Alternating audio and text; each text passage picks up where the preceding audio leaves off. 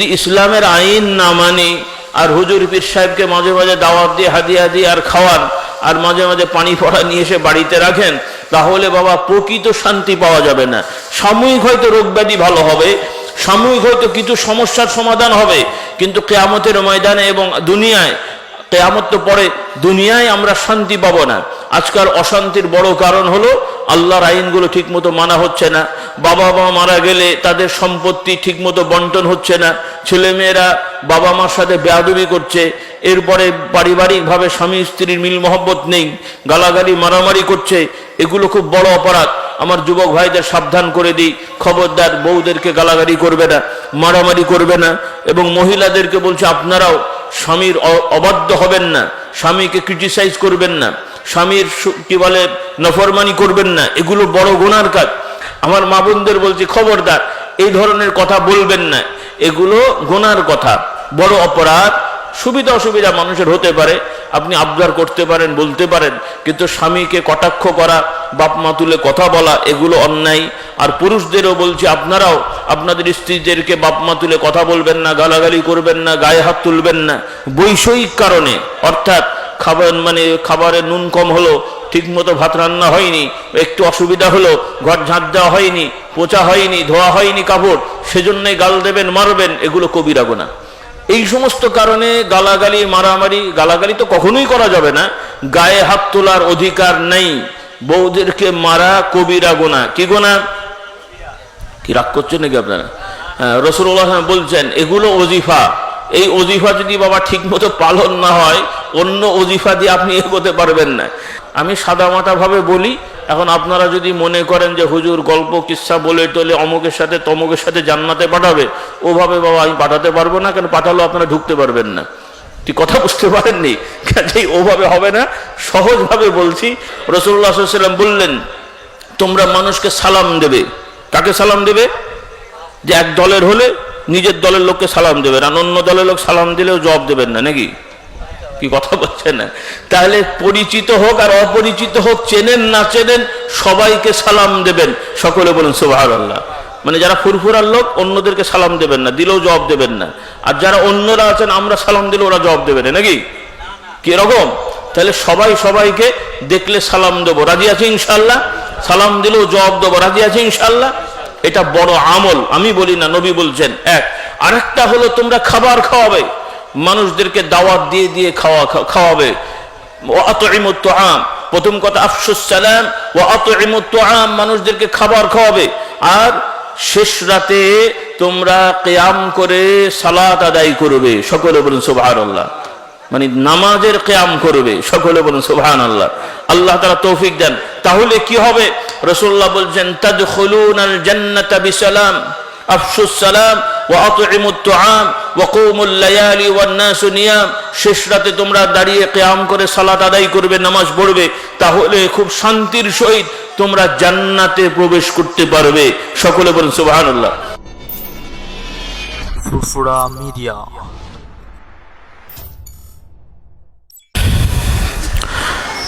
আসসালামু আলাইকুম ওয়া রাহমাতুল্লাহি ওয়া বারাকাতুহু। ইন্নাল হামদালিল্লাহ আলহামদুলিল্লাহি নাহমাদুহু ওয়া নাস্তাঈনুহু ওয়া নাস্তাগফিরুহু ওয়া নু'মিনু বিহি ওয়া নাতাওয়াক্কালু আলাইহি ওয়া না'উযু বিল্লাহি মিন শুরুরি আনফুসিনা ওয়া মিন সাইয়্যাতি আ'মালিনা।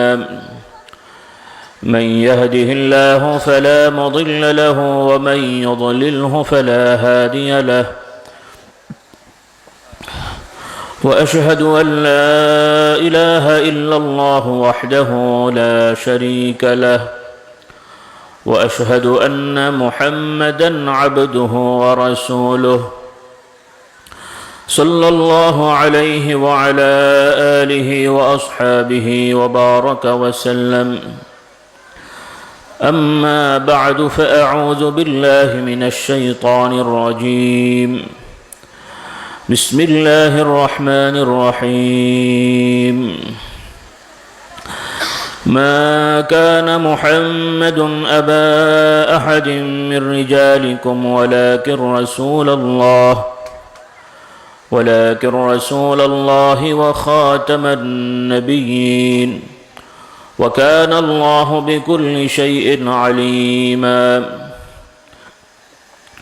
يا أيها الذين آمنوا اذكروا الله ذكرا كثيرا وسبحوه بكرة وأصيلا إن الله وملائكته يصلون على النبي يا أيها الذين آمنوا صلوا عليه وسلموا تسليما اللهم صل على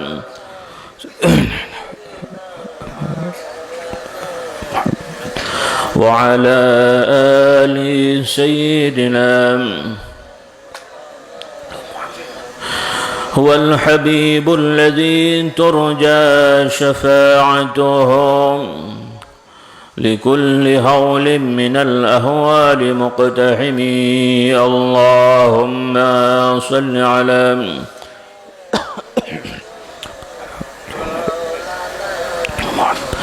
وعلى آل سيدنا صلى الله عليه وعلى آله وأصحابه وبارك وسلم সকলে পড়ি আলহামদুলিল্লাহ আল্লাহ তাআলা দরবারে শুকরিয়া যে রব্বুল আলামিন আমাদেরকে তার সর্বশ্রেষ্ঠ সর্বশেষ নবী সাইয়্যিদুল মুরসালিন খাতামুল আম্বিয়া মুহাম্মদুর রাসূলুল্লাহ সাল্লাল্লাহু আলাইহি ওয়াসাল্লামের উম্মত হওয়ার তৌফিক দিয়েছেন শুকরিয়া তান বলি আলহামদুলিল্লাহ এই পশ্চিম বাংলা ব্যাপী বা তামাম বাংলা ভারতের অনেক জায়গাতেই আমাদেরকে যেতে হয় তো প্রতি রাতেই জলসায় যাওয়ার সময় আমরা দেখতে পাই সারা রাত ব্যাপী অনুষ্ঠান হচ্ছে একটা হলো আমাদের অনুষ্ঠান হচ্ছে ওয়াজ মাহফিল ইসালে সওয়াব ইত্যাদি পাশাপাশি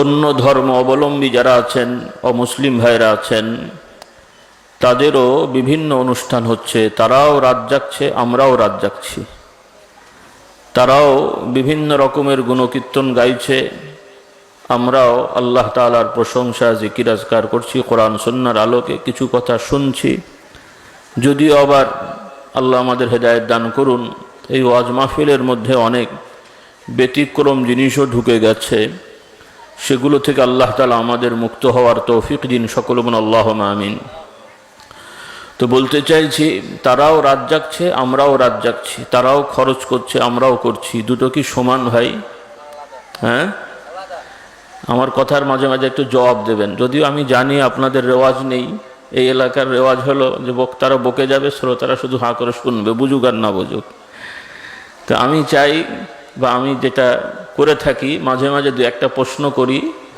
শ্রোতারা উত্তর দিলে বুঝবো যে না আপনারা শুনতে চাইছেন বা বুঝছেন তাহলে কথা বললে ভালো হবে আর যদি মোটেই না বোঝেন তাহলে নাউজুবিল্লাহ শুনতে খারাপ লাগবে কিন্তু বাধ্য হয়ে বলতে হচ্ছে ওদের মতোই হয়ে গেলাম কারণ ওদের দেখবেন সারা রাত ব্যাপী ঠন ঠন পন করে কী সব বলছে না বলছে বুঝুক না বুঝুক ওই চলছে তো আমাদেরও কি সেরকম কিছু নাকি ভাই না আমরা আল্লাহ রসুলের কথা শুনবো জানবো আমাদের সবটার সাথে জ্ঞানের সাথে সম্পর্ক সবটার সাথে বুঝের সাথে সম্পর্ক সকলে বলে আলহামদুলিল্লাহ আল্লাহ রাব্বুল আলামিন আমাদেরকে অন্ধ হয়ে চলতে বলেননি চোখ দিয়েছেন দেখে চলার জন্যে নাকি বন্ধ করে চলার জন্যে রাস্তায় কি চোখ বন্ধ করে হাঁটবেন না খুলে হাঁটবেন হ্যাঁ তো আল্লাহ তাআলা জ্ঞান বুদ্ধি দিয়েছেন জ্ঞান বুদ্ধি খাটিয়ে চলতে হয় এজন্য আল্লাহ রাব্বুল আলামিন জ্ঞানীদেরকে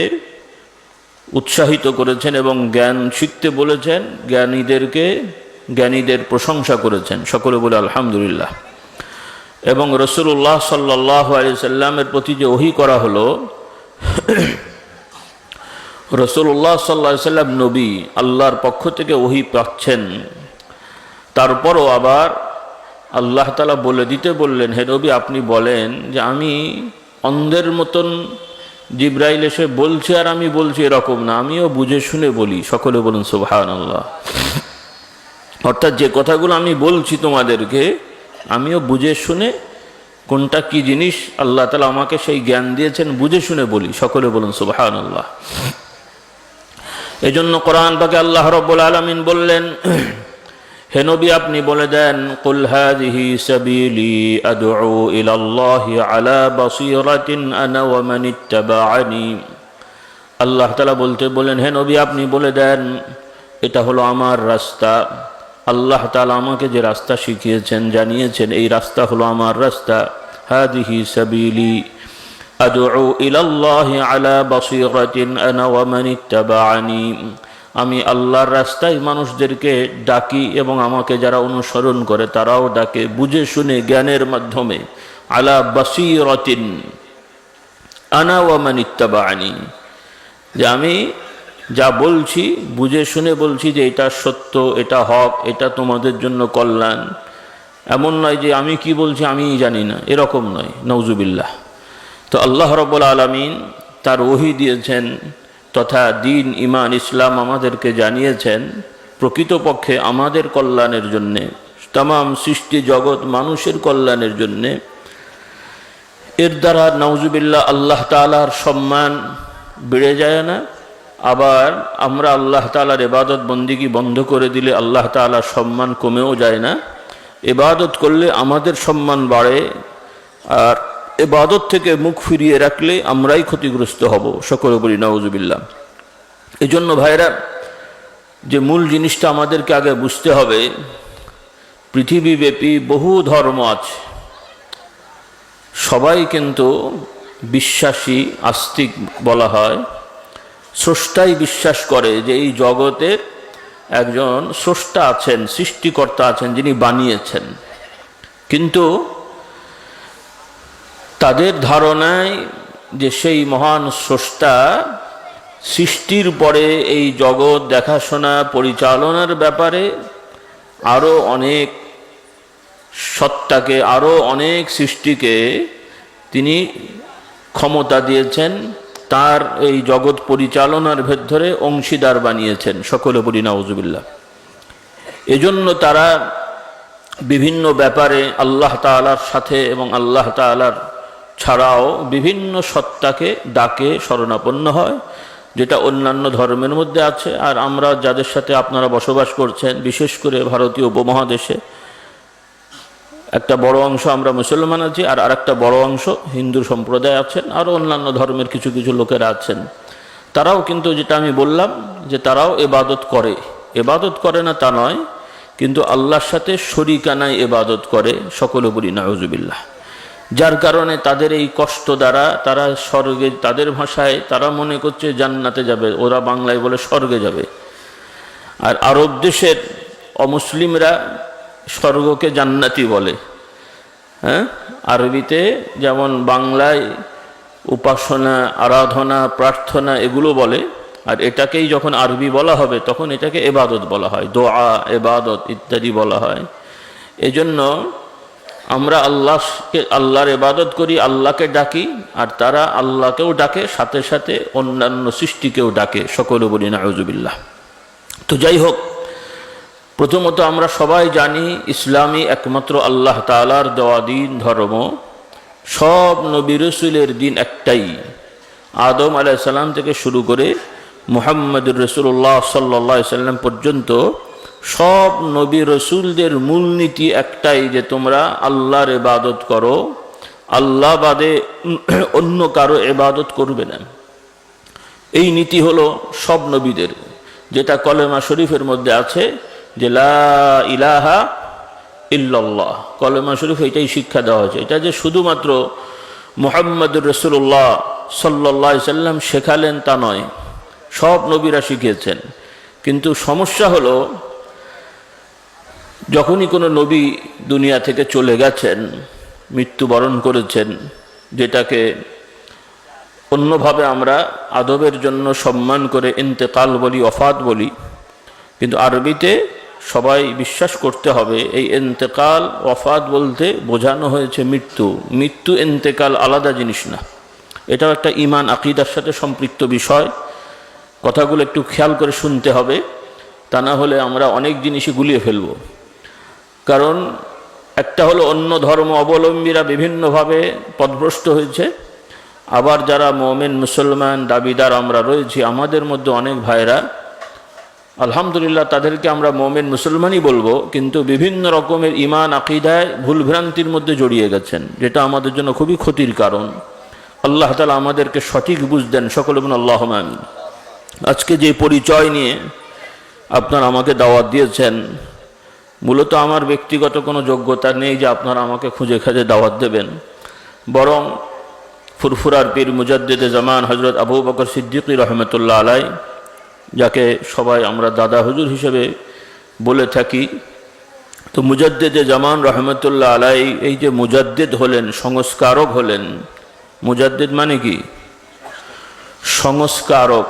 সংস্কারক মানে যে একটা মূল জিনিস আছে, সহজ ভাষায় একটু বুঝাই, আপনারা বুঝবেন, সবাই জানা জিনিস, বাংলা বললেই বুঝছেন, তারপর উদাহরণ দিলে একটু বুঝতে সহজ হবে। একটা বাগান আছে, বাগানে গাছপালা থাকে, ফলের গাছ বা বিভিন্ন ফসল থাকে, ওর মাঝখানে মাঝে মাঝে কি হয়? আগাছা জন্মায়। আপনাদের দেশে কি বলে? আগাছা পরগাছা বলে না? এখন ওই আগাছা পরগাছা দূর থেকে কিন্তু সবুজ দেখতে ভালো লাগে, কিন্তু ওই দেখতে ভালো লাগার কারণে যদি আগাছা পরগাছাকে যদি রেখে দেওয়া হয়, ফসল ভালো হবে? ফল কি হবে? কম হবে বা নষ্ট হয়ে যাবে। তাহলে ফসল ভালো রাখতে হলে ওই আগাছা পরগাছাকে খুঁটে খুঁটে কি করতে হবে? তুলে ফেলে পরিষ্কার করতে হবে। আবার এটাও সতর্ক হতে হবে যে আগাছা পরগাছা তুলতে যে যেন আবার মূল গাছ তুলে না ফেলি। কথাটা বুঝতে পারেননি? এখন যদি আনাড়ি লোক হয়, সে দেখা যাবে যে ওই আগাছা পরগাছা তুলতে যে মূলটাকেই সাইজ করে দিয়েছে, তখন কিন্তু আরো মুশকিল হয়ে যাবে। কথা বুঝতে পারেননি? তাহলে একদিকে আল্লাহ তাআলার ওহীর প্রাওনার যে ধারাবাহিকতা, অর্থাৎ আল্লাহ তাআলার বিধান হলো যে আল্লাহ তাআলা মানুষদেরকে তার বিধান জানান, এই মানুষের মধ্য থেকে কিছু মানুষকে বাছাই করে নিয়ে তিনি ওহী তাদেরকে শিক্ষা দিয়ে মানুষকে জানান, যাদেরকে নবী রসুল বলা হয়। তারাও মানুষ, তারা অন্য কোনো সম্প্রদায় থেকে আসেন না। আদম আলাইহিস সালাম নবী ছিলেন, তিনি মানুষ। নূহ আলাইহিস সালাম নবী ছিলেন, রাসূল ছিলেন, তিনিও মানুষ। এভাবে যত নবী রসুল সবাই আদম সন্তান, মানুষ। এখানে মানুষের ধারাবাহিকতার বাইরে পৃথিবীতে কোনো নবী রসুলকে আল্লাহ তাআলা পাঠাননি, এটা খেয়াল রাখতে হবে। তো এখন প্রশ্ন হলো যে মুহাম্মদুর রাসূলুল্লাহ সাল্লাল্লাহু আলাইহি সাল্লামের দ্বারা আল্লাহ তাআলা নবুয়তের পরিসমাপ্তি ঘটিয়ে দিয়েছেন, যে আর কোনো নবী রসুল আসবে না। সবাই তো এটা আমরা জানি, সকলে বলে আলহামদুলিল্লাহ। কিন্তু কিয়ামত পর্যন্ত এই ধারা চলবে, নতুন ওহী আসবে না, নতুন নবী আসবে না। কিন্তু মুহাম্মদুর রাসূলুল্লাহ সাল্লাল্লাহু আলাইহি সাল্লামের এই যে রেখে যাওয়া বাগান, এই বাগানের মধ্যে অনেক পরগাছা আগাছা জন্মে যাবে।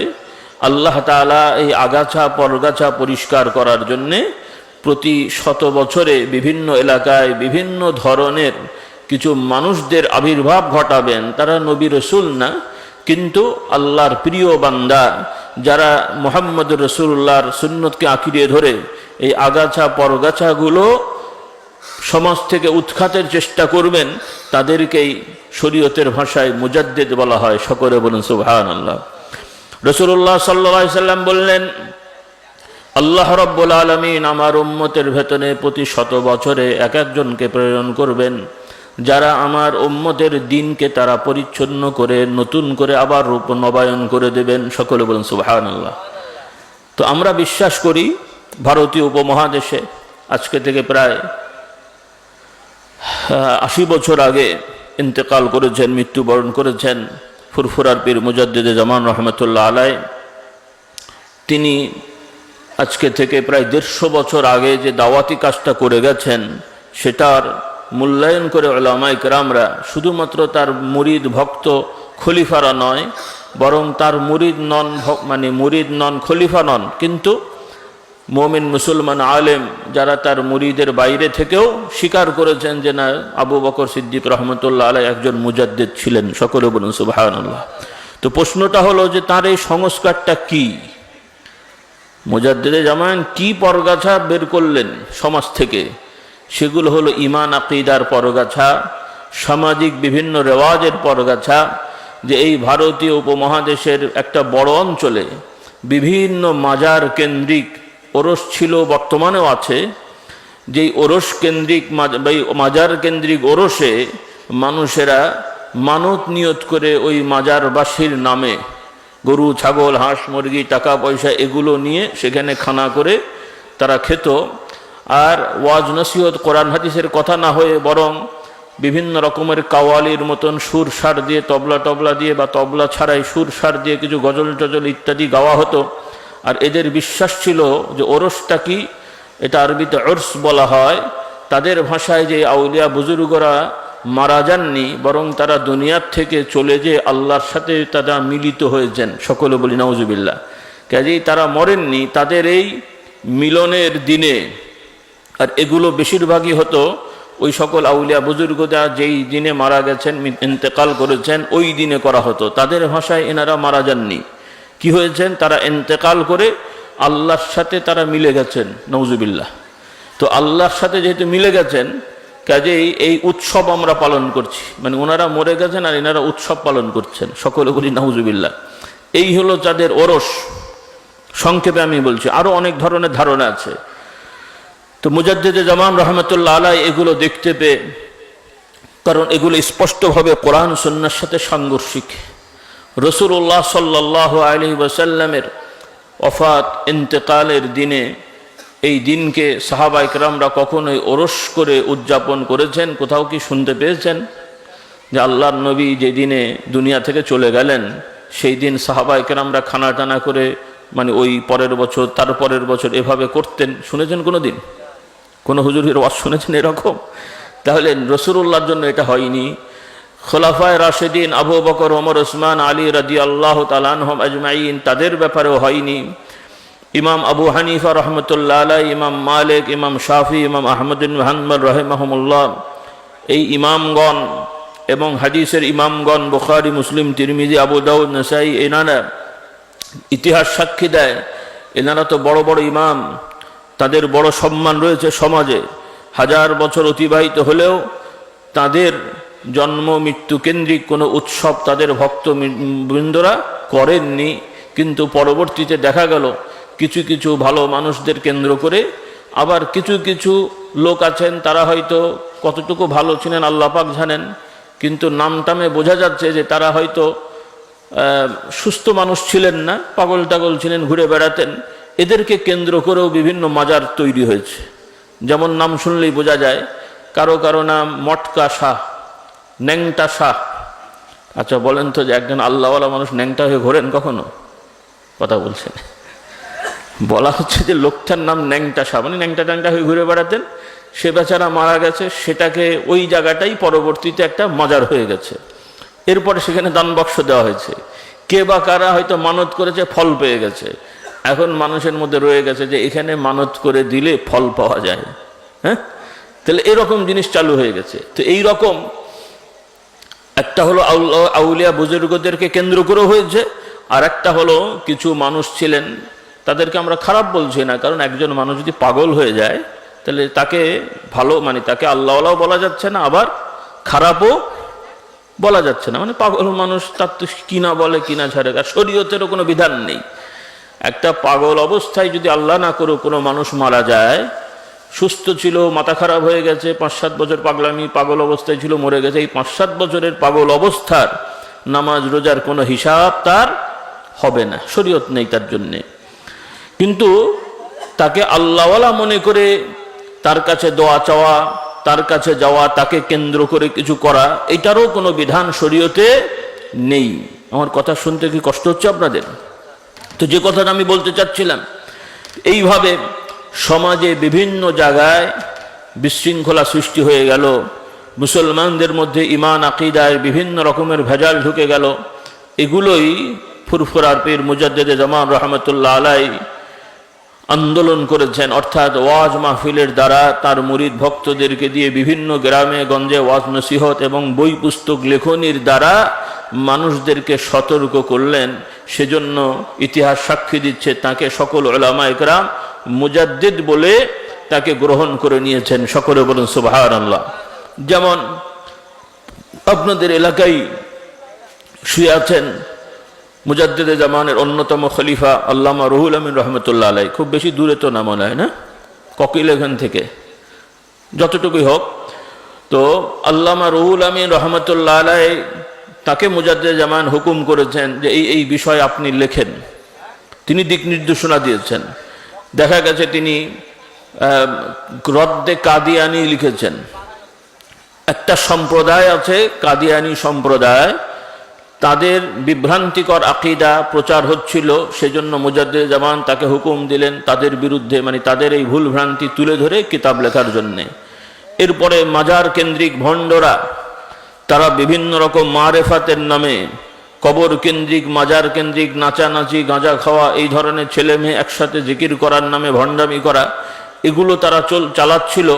এদেরও মানে কি বলে, এদেরও এই ভণ্ডামি দূর করার জন্যে তাদের বিরুদ্ধেও মুজাদ্দিদে জামান রহমতুল্লাহ আলাইহির হুকুমে আল্লামা রুহুল আমিন রহমতুল্লাহ আলাইহি তিনি এই সমস্ত কিতাব লিখেছেন, বহু কিতাব লিখেছেন। তবে এই সব কিতাব লেখার অধিকাংশ কিতাবের উৎস হলো মুজাদ্দিদে জামানের দিক নির্দেশনা, কারণ তিনি এটা এদেরকে মানে কি এক ধরনের তাজকিয়া করে এনাদেরকে শিক্ষা দিয়েছেন। তো আমি যে কথাটা বলতে চাচ্ছি ভাইরা, এইভাবে মুসলমানদের মধ্যে সংস্কার করা হয়েছে। এজন্য শুধু ফুরফুরার পীর মুজাদ্দিদে জামান রহমতুল্লাহ আলাইহি নন, পৃথিবীব্যাপী বিভিন্ন জায়গায় বিভিন্ন এলাকায় আল্লাহ তাআলার বহু বান্দা আছেন, তারা সবাই মুজাদ্দিদ ছিলেন। সকলে বলুন সুবহানাল্লাহ। তো আমি যে কথাটা বলতে চাচ্ছি ভাইরা, আমরা মুমিন মুসলমান, আমাদের এই জিনিসগুলো স্পষ্ট হতে হবে। আপনারা ফুরফুরাকে ভালোবাসেন, মুজাদ্দিদে জামানকে ভালোবাসেন, তো ফুরফুরাকে আসলে কেন ভালোবাসবেন সেটা আগে বুঝতে হবে। এটা কোনো রাজনৈতিক ভালোবাসা না, দুনিয়ার পার্টির ভালোবাসা না।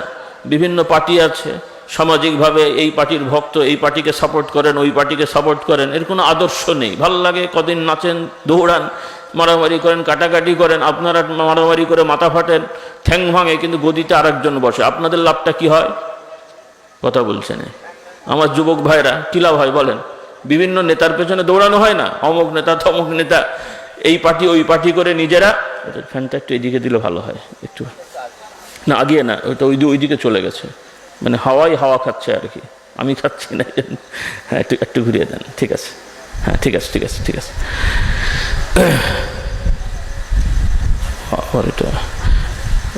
তো কথা বোঝা যাচ্ছে তো নাকি ভাই?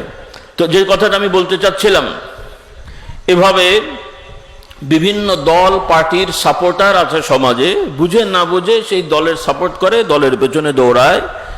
তো আমরা মুজাদ্দিদে জামানের ভক্ত, মুজাদ্দিদে জামানকে ভালোবাসি, ওই দলের সাপোর্টারের মতন নয়। আমরা বুঝে শুনে মুজাদ্দিদে জামানের আদর্শকে জেনে তাকে ভালোবাসবো, তাকে অনুসরণ করব, তাহলে ইনশাআল্লাহ আমরা দুনিয়ায় কামিয়াব হব, আখিরাতেও কামিয়াব হব। সকলে বলুন সুবহানাল্লাহ। কারণ যারা পূর্বে কামিয়াব হয়েছে, তাদের রাস্তায় যারা চলবে তারাও কামিয়াব হবে, এটাই আল্লাহ তাআলার হুকুম। সকলে বলুন সুবহানাল্লাহ। এই জন্য কোরআন পাকে আল্লাহ রাব্বুল আলামিন হুকুম দিলেন, আমরা সালাত আদায় করি, নামাজ আদায় করি, প্রতি রাকাতে সূরাতুল ফাতিহা পড়তে হয়।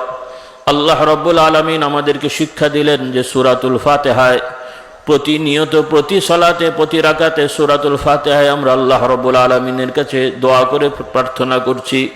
আল্লাহ তাআলার প্রশংসার সাথে সাথে আল্লাহ তাআলার দরবারে চাইছি, ইহদিনাস সিরাতাল মুস্তাকিম সিরাতাল্লাযীনা আন'আমতা আলাইহিম গায়রিল মাগদুবি আলাইহিম ওয়ালাদ-দাল্লিন।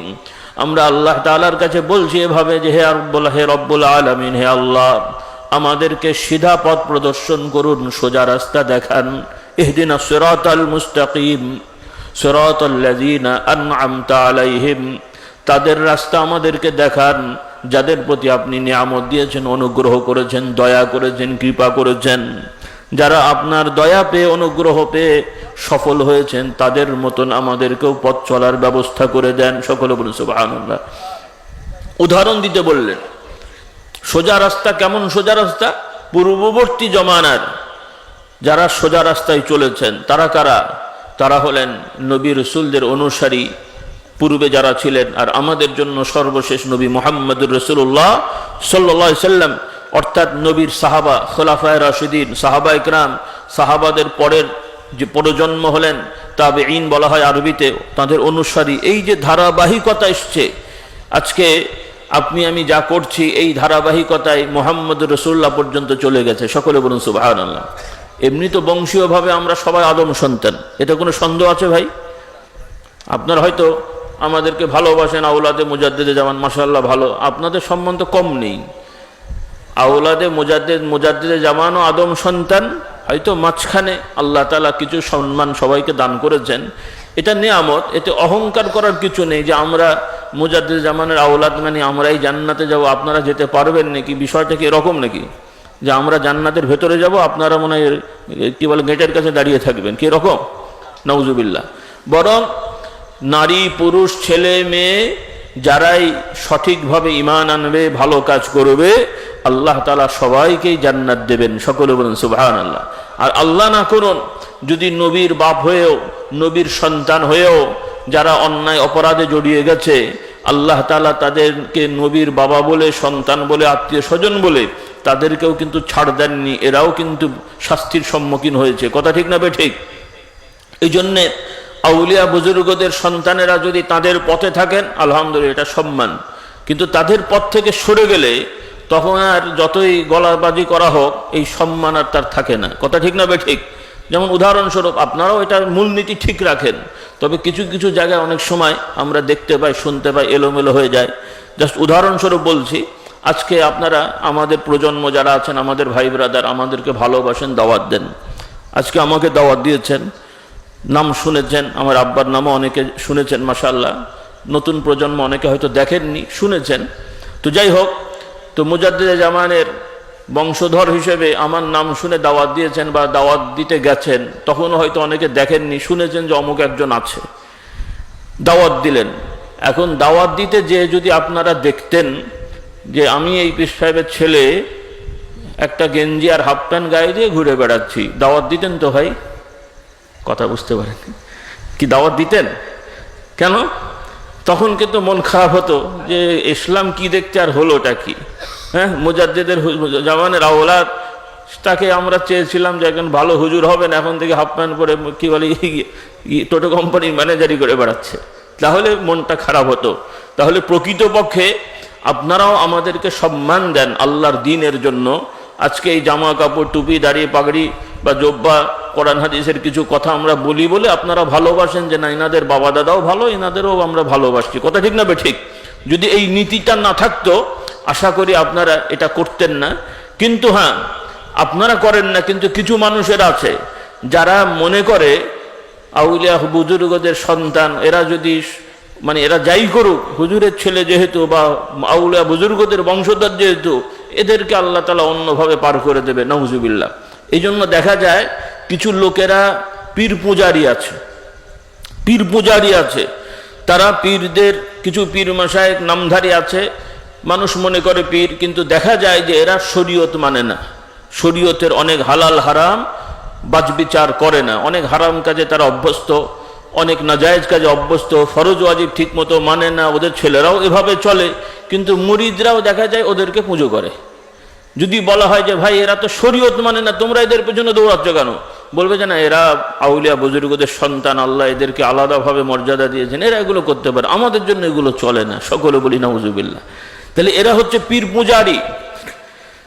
কিন্তু মুজাদ্দিদে জামান রহমতুল্লাহ আলাইহি তিনি নিজে পীর ছিলেন, পীর মুরিদি করেছেন, কিন্তু কখনোই পীর পূজারীকে অ্যাকসেপ্ট করেননি, গ্রহণ করেননি। তার স্পষ্ট কথা আছে যে কোনো পীর বা পীরের ছেলেদের কথাবার্তা যদি কোরআন সুন্নাহ শরীয়ত বিরোধী হয়, তাহলে তাকেও মানা যাবে না। কারণ আমরা পীরের কাছে যাই শরীয়ত শেখার জন্যে, পীরের কাছে যাই সুন্নত শেখার জন্যে। কিন্তু যে পীরেরা কোরআন সুন্নাহর আদর্শের বাইরে চলবে, অথবা কিছু আছে অনেকটাই শরীয়ত বিরোধী কাজ করে, এরকম পীরের কাছে মুরিদ হওয়াও দূরের, কি বলে, দূরের কথা, তাদের কাছে যাওয়াটাও কবিরা গুনাহ। সকলে বলি নাউজুবিল্লাহ। যেমন বলা হয় যে আউলিয়া বুজুর্গদের চেহারা দেখলে গুনাহ মাফ হয়, বলা হয় না? তো আমি অনেক সময় বলি, হ্যাঁ ভাই, কিছু আউলিয়া বুজুর্গদের চেহারা দেখলে গুনাহ মাফ হবে, আর কিছু আউলিয়া বুজুর্গ নামধারী ভণ্ড আছে, এদের চেহারা দেখলে আরো গুনাহ বাড়বে। কি কথা ঠিক না ঠিক? কথা বুঝতে পারেননি? প্রথমত ওই কথাটা হাদিস না, যে আউলিয়া বুজুর্গ বা আলেমের চেহারা দেখলে গুনাহ মাফ হয়, এটা হাদিস নয়, এটা একটা আরবি বাক্য, প্রবাদ বাক্য, এটা ব্যাখ্যা সাপেক্ষে কথা, ব্যাখ্যা আছে। মানে কিছু কথা আছে অনেক সময় শর্টকাটে বলা হয়, যেটার একটা ব্যাখ্যা আছে। তার মানে হলো যে আপনাদের কারো অসুখ হয়েছে, কেউ এসে বলছে, একটা ছেলে বলছে আমার জ্বর হয়েছে, কাশি হয়েছে, এটা হয়েছে। একজন মুরব্বী বললো তোমার জ্বর কাশি হয়েছে, তো খুব জটিল কিছু না ভাই, ওই অমুক জায়গায় ডাক্তার বসে, ওর কাছে যাও ভালো হয়ে যাবে। তো ডাক্তারের কাছে যাও ভালো হয়ে যাবে। এখন এর মানেটা হলো কি, যে উনি ওই ডাক্তারের চেম্বারের কাছে যে ডাক্তারকে দেখে চলে আসলেই রোগ ভালো হয়ে যাবে, তাই তো নাকি? কথা বলছেন, তাই হবে তো নাকি? তাহলে এই কথাটার মানে কি? কথাটা হলো ডাক্তার কাছে যাও ভালো হবে, মানে ডাক্তারের কাছে যাও, ডাক্তারকে দেখাও, ডাক্তার কি বলে শোনো, ওষুধ দিলে খাও, সেই ওষুধগুলো নিয়মিত খেলে আশা করা যায় কি হবে, রোগ ভালো হবে। এত কথা না বলে সংক্ষেপে বলা হলো ডাক্তারের কাছে যাও ভালো হবে। তো প্রকৃত আল্লাহওয়ালা যারা, তাদের চেহারা দেখা মানে তাদের কাছে, চেহারা দেখতে গেলে তো কাছে যেতে হবে, নাকি মোবাইলে ছবি দেখলেও হবে?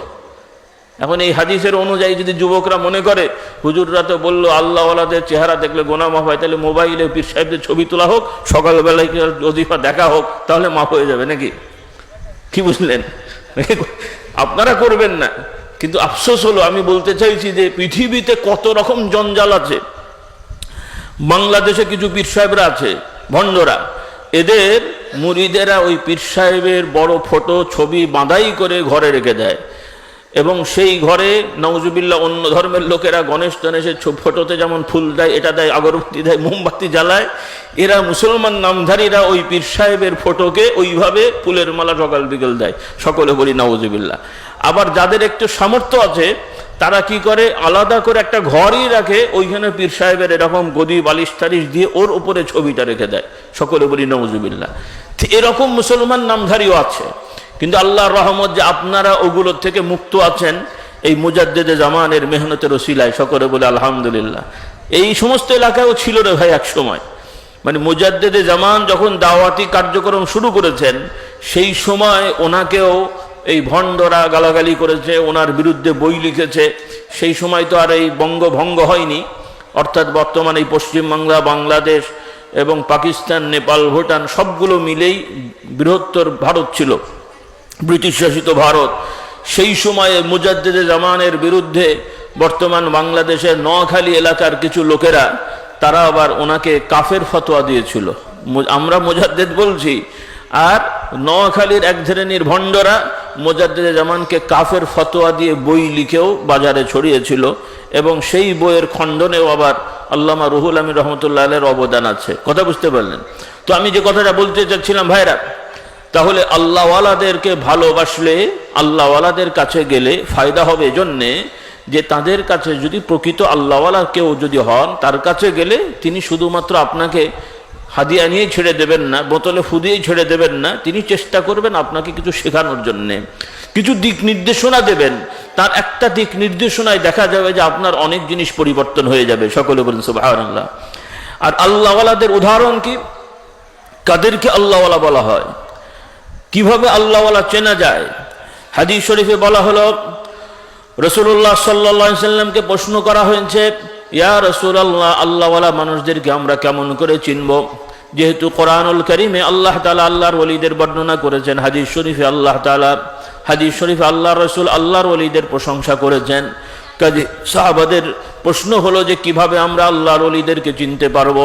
রাসূলুল্লাহ সাল্লাল্লাহু আলাইহি সাল্লাম বললেন, আলা ইন্না আউলিয়া আল্লাহ আল্লাযীনা ইযা রুউ যিকরাল্লাহ, যারা আল্লাহর ওলি হয়, আল্লাহর প্রিয় বান্দা হয়, এদেরকে চেনা যাবে ওইভাবে যে তাদেরকে দেখলে, তাদের চেহারা দেখলে, তাদের কাছে গেলে আল্লাহ তাআলার কথা মনে পড়ে যাবে। সকলে বলুন সুবহানাল্লাহ। ইযা রুউ যিকরাল্লাহ মানে এই মানুষদের কাছে গেলে আখেরাত, পরকাল, আল্লাহর কথা মনে পড়বে। অন্য হাদিসে আছে, রাসূলুল্লাহ সাল্লাল্লাহু আলাইহি ওয়াসাল্লাম বললেন যে ইমানদার কিরকম হবে, যে একজন ইমানদার আর একজন ইমানদারের আয়নার মতন। এই হাদিস সবাই জানেন আলহামদুলিল্লাহ, কিন্তু মানেটা কি? একজন ইমানদার আর একজন ইমানদারের কাছে আয়নার মতন। আয়নাতে কি হয় ভাই? আয়নাতে কি হয়? কথা বলছেন, আমি বললাম না একটু মাঝে মাঝে বলতে হবে। আয়নাতে চেহারা দেখা হয়, চেহারা দেখে কি করা হয়? নিজেকে পরিপাটি করা হয়। আয়নায় মুখ দেখছেন, দাড়ি সোজা করছেন, ক্রিম লাগাচ্ছেন, জামা কাপড় সোজা করছেন, তাহলে আয়নায় দেখে নিজের প্রতিচ্ছবি দেখে নিজেকে সাজগোজ করছেন। কোথায় কি জিনিস আমি বুঝতে পারছেন আয়নার দ্বারা? এটা রিফ্লেক্ট হচ্ছে। তো ওইভাবে আর একজন ইমানদারকে যখন আমি দেখব, একজন ইমানদার আর একজন ইমানদারের থেকে শেখার চেষ্টা করবে, আরেকজনকে ছোট মনে না করে, নিজেকে ছোট মনে করে, অন্য ইমানদারকে বড় মনে করে, বিশেষ করে আলেম ওলামাদের কাছে তারা যে নিজেকে সাজাবে যে আমি কথা বলি উনিও বলেন, আমি হাঁটি উনিও হাঁটেন, আমি খাই উনিও খান, তাহলে আমার খাওয়া হাঁটা চলা ফেরা এটা কি সঠিক না ভুল হলো, আরেকজন আল্লাহওয়ালা আলেমকে দেখে আমি শুধরাবো। সকলে বলুন সুবহানাল্লাহ। তাহলে এটা হলো ইমানদারের পরস্পরের কাজ। এজন্য আল্লাহওয়ালাদের কাছে গেলে ফায়দা হয় যে তারা দিক নির্দেশনা দেন, সেগুলো মানলে আল্লাহ তাআলা গুনাহ মাফ করে দেন। সকলে বলুন সুবহানাল্লাহ। পক্ষান্তরে যারা ভণ্ড দুষ্ট তাদের কাছে গেলে গুনাহ মাফ হবে না, বরং গুনাহ বাড়বে। কারণ তারা এমন এমন কথা বলবে, এমন এমন কাজ শেখাবে, বা তাদের ওখানে যে এমন এমন কাজে আপনি জড়িয়ে যাবেন যেগুলো সম্পূর্ণ কোরআন হাদিস বিরোধী কাজ। সকলে বলি নাউজুবিল্লাহ। তো আল্লাহ রাব্বুল আলামিন আমাদেরকে সঠিকভাবে হেদায়েতের পথে চলার তৌফিক দেন। সকলে বলুন আল্লাহুম্মা আমিন। তো আল্লাহ তাআলা কোরআন পাকে বললেন, একদিকে আল্লাহ রাব্বুল আলামিনের দরবারে হেদায়েত চাও, যে পূর্ববর্তী জমানার যারা ভালো মানুষ, নিয়ামত প্রাপ্ত তথা নবী, শুহাদা, সিদ্দিকিন, তাদের মতন হওয়ার চেষ্টা করো। অন্যদিকে কোরআন পাকে আল্লাহ রাব্বুল আলামিন হুকুম দিলেন ফাবিহুদাহুম ইক্তাদিহ, যে পূর্ববর্তী জমানার যারা চলে গেছেন আল্লাহর প্রিয় বান্দা, তাদের মতন তোমরা হওয়ার চেষ্টা করো। তো ভাইরা, যে কথাটা আমি বলতে চাচ্ছিলাম, আমরা মুমিন মুসলমান, আমাদের ঈমান আকীদা শুধরাতে হবে। যে শুধু মুমিন মুসলমান আমরা গরু খাবো আর ছেলেদের অপারেশন হবে, খাতনা হবে, এটাই ঈমানদারি নয়। বরং প্রকৃত ঈমানদারি হলো আমাদের ঈমান আকীদাকে শুধরে আমলের উপরে থাকা। এইভাবে যারা ছেলে মেয়েরা ঈমান আকীদার উপরে থাকবে, আল্লাহ রাব্বুল আলামিন সবার জন্য দুনিয়ায় সুসংবাদ দিলেন, আখিরাতে সুসংবাদ দিলেন। আল্লাহ তাআলা জানিয়ে দিলেন, মান আমিলা সালিহাম মিন যাকারিন আও উনসা ওয়া হুয়া মুমিন ফালানুহয়িন্নাহু হায়াতান তাইয়্যিবাহ ওয়া লানাজজিয়ান্নাহুম আজরাহুম বিআহসানি মা কানু ইয়ামালুন। আল্লাহ তাআলা বলছেন, ছেলে হোক, মেয়ে হোক, নারী হোক, পুরুষ হোক, যারাই ঈমানের সহিত সৎকর্ম করবে, ভালো কাজ করবে, আল্লাহ তাআলা তাদের দুনিয়ার জিন্দেগিতে, হায়াতে শান্তি দান করবেন, প্রশান্তি দান করবেন। দুনিয়ার হায়াত জিন্দেগিটা পবিত্র জিন্দেগি হায়াত হয়ে যাবে। আর কিয়ামতের ময়দানে প্রতিদান দেওয়ার সময় তারা যা কর্ম করেছে তার থেকে উত্তম প্রতিদান আল্লাহ তাআলা দান করবেন। সকলে বলুন সুবহানাল্লাহ। ছেলে হোক আর মেয়ে হোক, এরকম নয় যে শুধু ছেলেরাই আল্লাহর প্রিয় বান্দা হয়ে জান্নাতি হবে, মেয়েরা আল্লাহর প্রিয় বান্দি হতে পারবে না। অন্য ধর্মে আছে যে তাদের ধর্মে মেয়েরা ইবাদত করতে পারে না, এমনকি তাদের ধর্মীয় গ্রন্থ শুনতেও পারে না, নাউজুবিল্লাহ। আবার শুধু ছেলেরা মেয়েরা নয়, তাদের সামাজিকভাবে বিভিন্ন স্তর আছে। কিছু লো ক্লাস মানুষ আছে, ওই লো ক্লাস মানুষেরা যদি তাদের ধর্মীয় জিনিস শুনতে যায়, তারা সেখান থেকে তাড়িয়ে দিত। এমনকি শাস্তিস্বরূপ কোথাও কোথাও লেখা হচ্ছে, মানে বিভিন্ন কাহিনীতে শাস্তিস্বরূপ মানে কাদা মাটি অথবা গরম করে সীসা গলিয়েও কানে ঢুকিয়ে দিত, যে তোরা শুনতে গেলি কেন। সকলে বলি নাউজুবিল্লাহ। আচ্ছা বলেন তো, আমাদের বিধানে এরকম কোনো নিয়ম আছে যে আরবরাই শুধু কোরআন পড়বে শিখবে, অনারবরা পড়বে না শিখবে না, এরকম কোনো নিয়ম আছে নাকি? ছেলেরাই শুধু কোরআন শিখবে পড়বে, মেয়েরা পারবে না, এরকম কোনো কথা আছে নাকি? বরং রাসূলুল্লাহ সাল্লাল্লাহু আলাইহি সাল্লাম জানিয়ে দিলেন, ছেলে হোক মেয়ে হোক সবাই দিন শিখবে, ঈমান শিখবে। সকলে বলুন সুবহানাল্লাহ।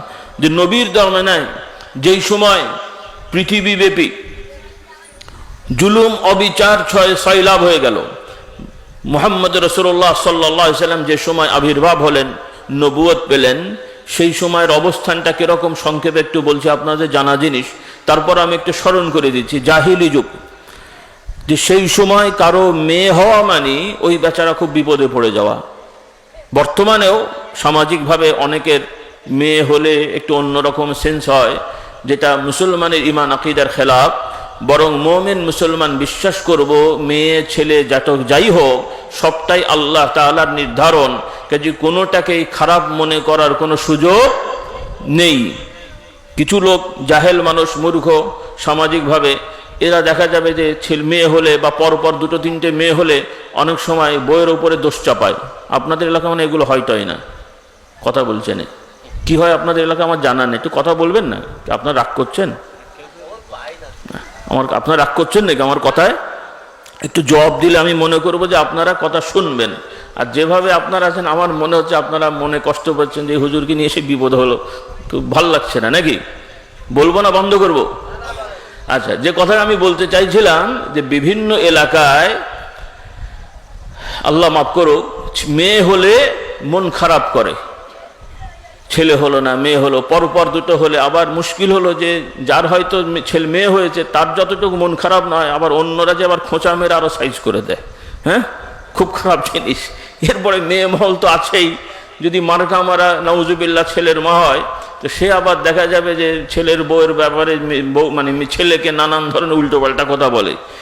যদি এরকম কেউ হয়ে থাকেন আল্লাহর দরবারে তওবা করেন, এটা খুব বড় অপরাধ, গুনার কাজ। আল্লাহ তাআলা আমাদের মাফ করে দিন, সকলে বলুন আল্লাহুম্মা আমিন। প্রথমত যারা দুনিয়ায় আসছে, জন্মাচ্ছে, ছেলে মেয়ে আল্লাহ তাআলা আমাদের যারা দিচ্ছেন, এটা কোনোটাই আমাদের কোনো করণীয় নেই, এটা আল্লাহ তাআলার মুকদ্দার। প্রত্যেকটাতে খুশি থাকা এটা ঈমানের দাবি, সকলে বলুন সুবহানাল্লাহ। রাসূলুল্লাহর দরবারে যেই সময় জাহিলি যুগে মানুষেরা নিজেদের মেয়েদেরকে কেউ কেউ জীবন্ত অবস্থায় কবর দিয়েছে, নাউজুবিল্লাহ বলেন। মানে এমন এক অবস্থা ছিল যে মেয়ে হওয়া মানে খুব বড় বিপদে পড়া, বিভিন্ন রকমের সামাজিকভাবে ধিক্কার পাওয়া। সেজন্য এই সামাজিক ধিক্কার থেকে বাঁচার জন্য কেউ কেউ নিজেদের মেয়েদেরকে মেরে ফেলতো, মানে জীবিত কবর দিয়ে হত্যা করে ফেলতো, সকলে বলি নাউজুবিল্লাহ। এই ধরনের রেওয়াজ জাহিলি যুগে ছিল। আর ওয়ারিসের ক্ষেত্রে সন্তানদের ওয়ারিস, বাবা মা মরে গেলে ছেলে মেয়ে সম্পদ পায় না, পায় না? পায় না কি? শুধু ছেলেরাই পায় না, মেয়েদের দরকার নেই? আমরা মুমিন মুসলমান বিশ্বাস করি বাবা মা মরে গেলে ছেলেরাও ওয়ারিস হন, মেয়েরাও ওয়ারিস হন। কিন্তু এই নিয়মই আল্লাহর বিধান। কিন্তু এমন এক সমাজ ছিল বা বর্তমানেও আছে, বিভিন্ন ধর্মে ছেলেদেরকে ওয়ারিস করা হতো, মেয়েদেরকে ওয়ারিস করা হতো না। আবার কোনো কোনো ক্ষেত্রে ছেলেদের মধ্যেও যারা বড় এদেরকে ওয়ারিস বানানো হতো, ছোটদেরকে বঞ্চিত করা হতো, তারা বড়দের থেকে চেয়ে চেয়ে খেত। এই ধরনের রেওয়াজও বিভিন্ন ধর্মের আছে, আমি আর তাদের নাম বলছি না। বলতে চাইছি এইরকম বিশৃঙ্খলা ছিল। পক্ষান্তরে আল্লাহ রাব্বুল আলামিন কোরআন নাজিল করে মানুষদেরকে জানালেন, যারা মুমিন মুসলমান হলো, জাহিলি যুগ থেকে তওবা করলো, আল্লাহ তাআলা জানিয়ে দিলেন, হে ঈমানদারেরা, তোমাদের জন্য এটা কখনোই বৈধ হবে না, হালাল হবে না যে তোমরা মেয়েরা ওয়ারিস হলে মন খারাপ করবে, এটা কখনোই করবে না। নারী পুরুষ সবার জন্যই বাবা মার সম্পত্তিতে হক আছে, সকলে বলুন সুবহানাল্লাহ। আল্লাহ তাআলা বলছেন, ইয়া আইয়ুহাল্লাযিনা আমানু লা ইয়াহিল্লু লাকুম আন তারিসুন নিসাআ কারহা, যে তোমরা তোমাদের সন্তানেরা মেয়েরা ওয়ারিস হলে তোমরা মন খারাপ করবে, এমনটি করবে না। কেউ কেউ দিলেও বা কি বলে পরবর্তীতে ভাইরা দিলেও একটু মন খারাপ করে, এটাও করা অন্যায়। কারণ আপনি ছেলে, আপনি বাবার যতটুকু পাবেন, আপনার বোন মেয়েরাও ততটুকু পাবে, এতে মন খারাপ করার কিছু নাই। তবে হ্যাঁ, খেয়াল রাখতে হবে আল্লাহ রাব্বুল আলামিন যতটুকু দিয়েছেন এটাকে যদি আবার কেউ মনে করে যে কম দিয়েছেন, তাহলেও কিন্তু ঈমান আকীদা নষ্ট হয়ে যাবে। অর্থাৎ বাবা মা মারা গেলে ছেলেরা যা পায় শরীয়তের বিধানে মেয়েরা কতটুকু পায়? কতটুকু পায়? অর্ধেক পায়। এখন এই যে অর্ধেক পেল, তার মানে মেয়েদেরকে ঠকানো হলো নাকি? কথা বলছেন কি? ঠকানো হলো? ঠকানো হয়নি। কেন ঠকানো হয়নি? আল্লাহ তাআলা সম্পদ বন্টন করে দিয়েছেন, সেখানে মেয়েদেরকে এক রকমের দায়িত্ব দিয়েছেন, ছেলেদের এক রকম দায়িত্ব আছে। একজন ছেলের দায়িত্ব কি? পুরুষের দায়িত্ব কি?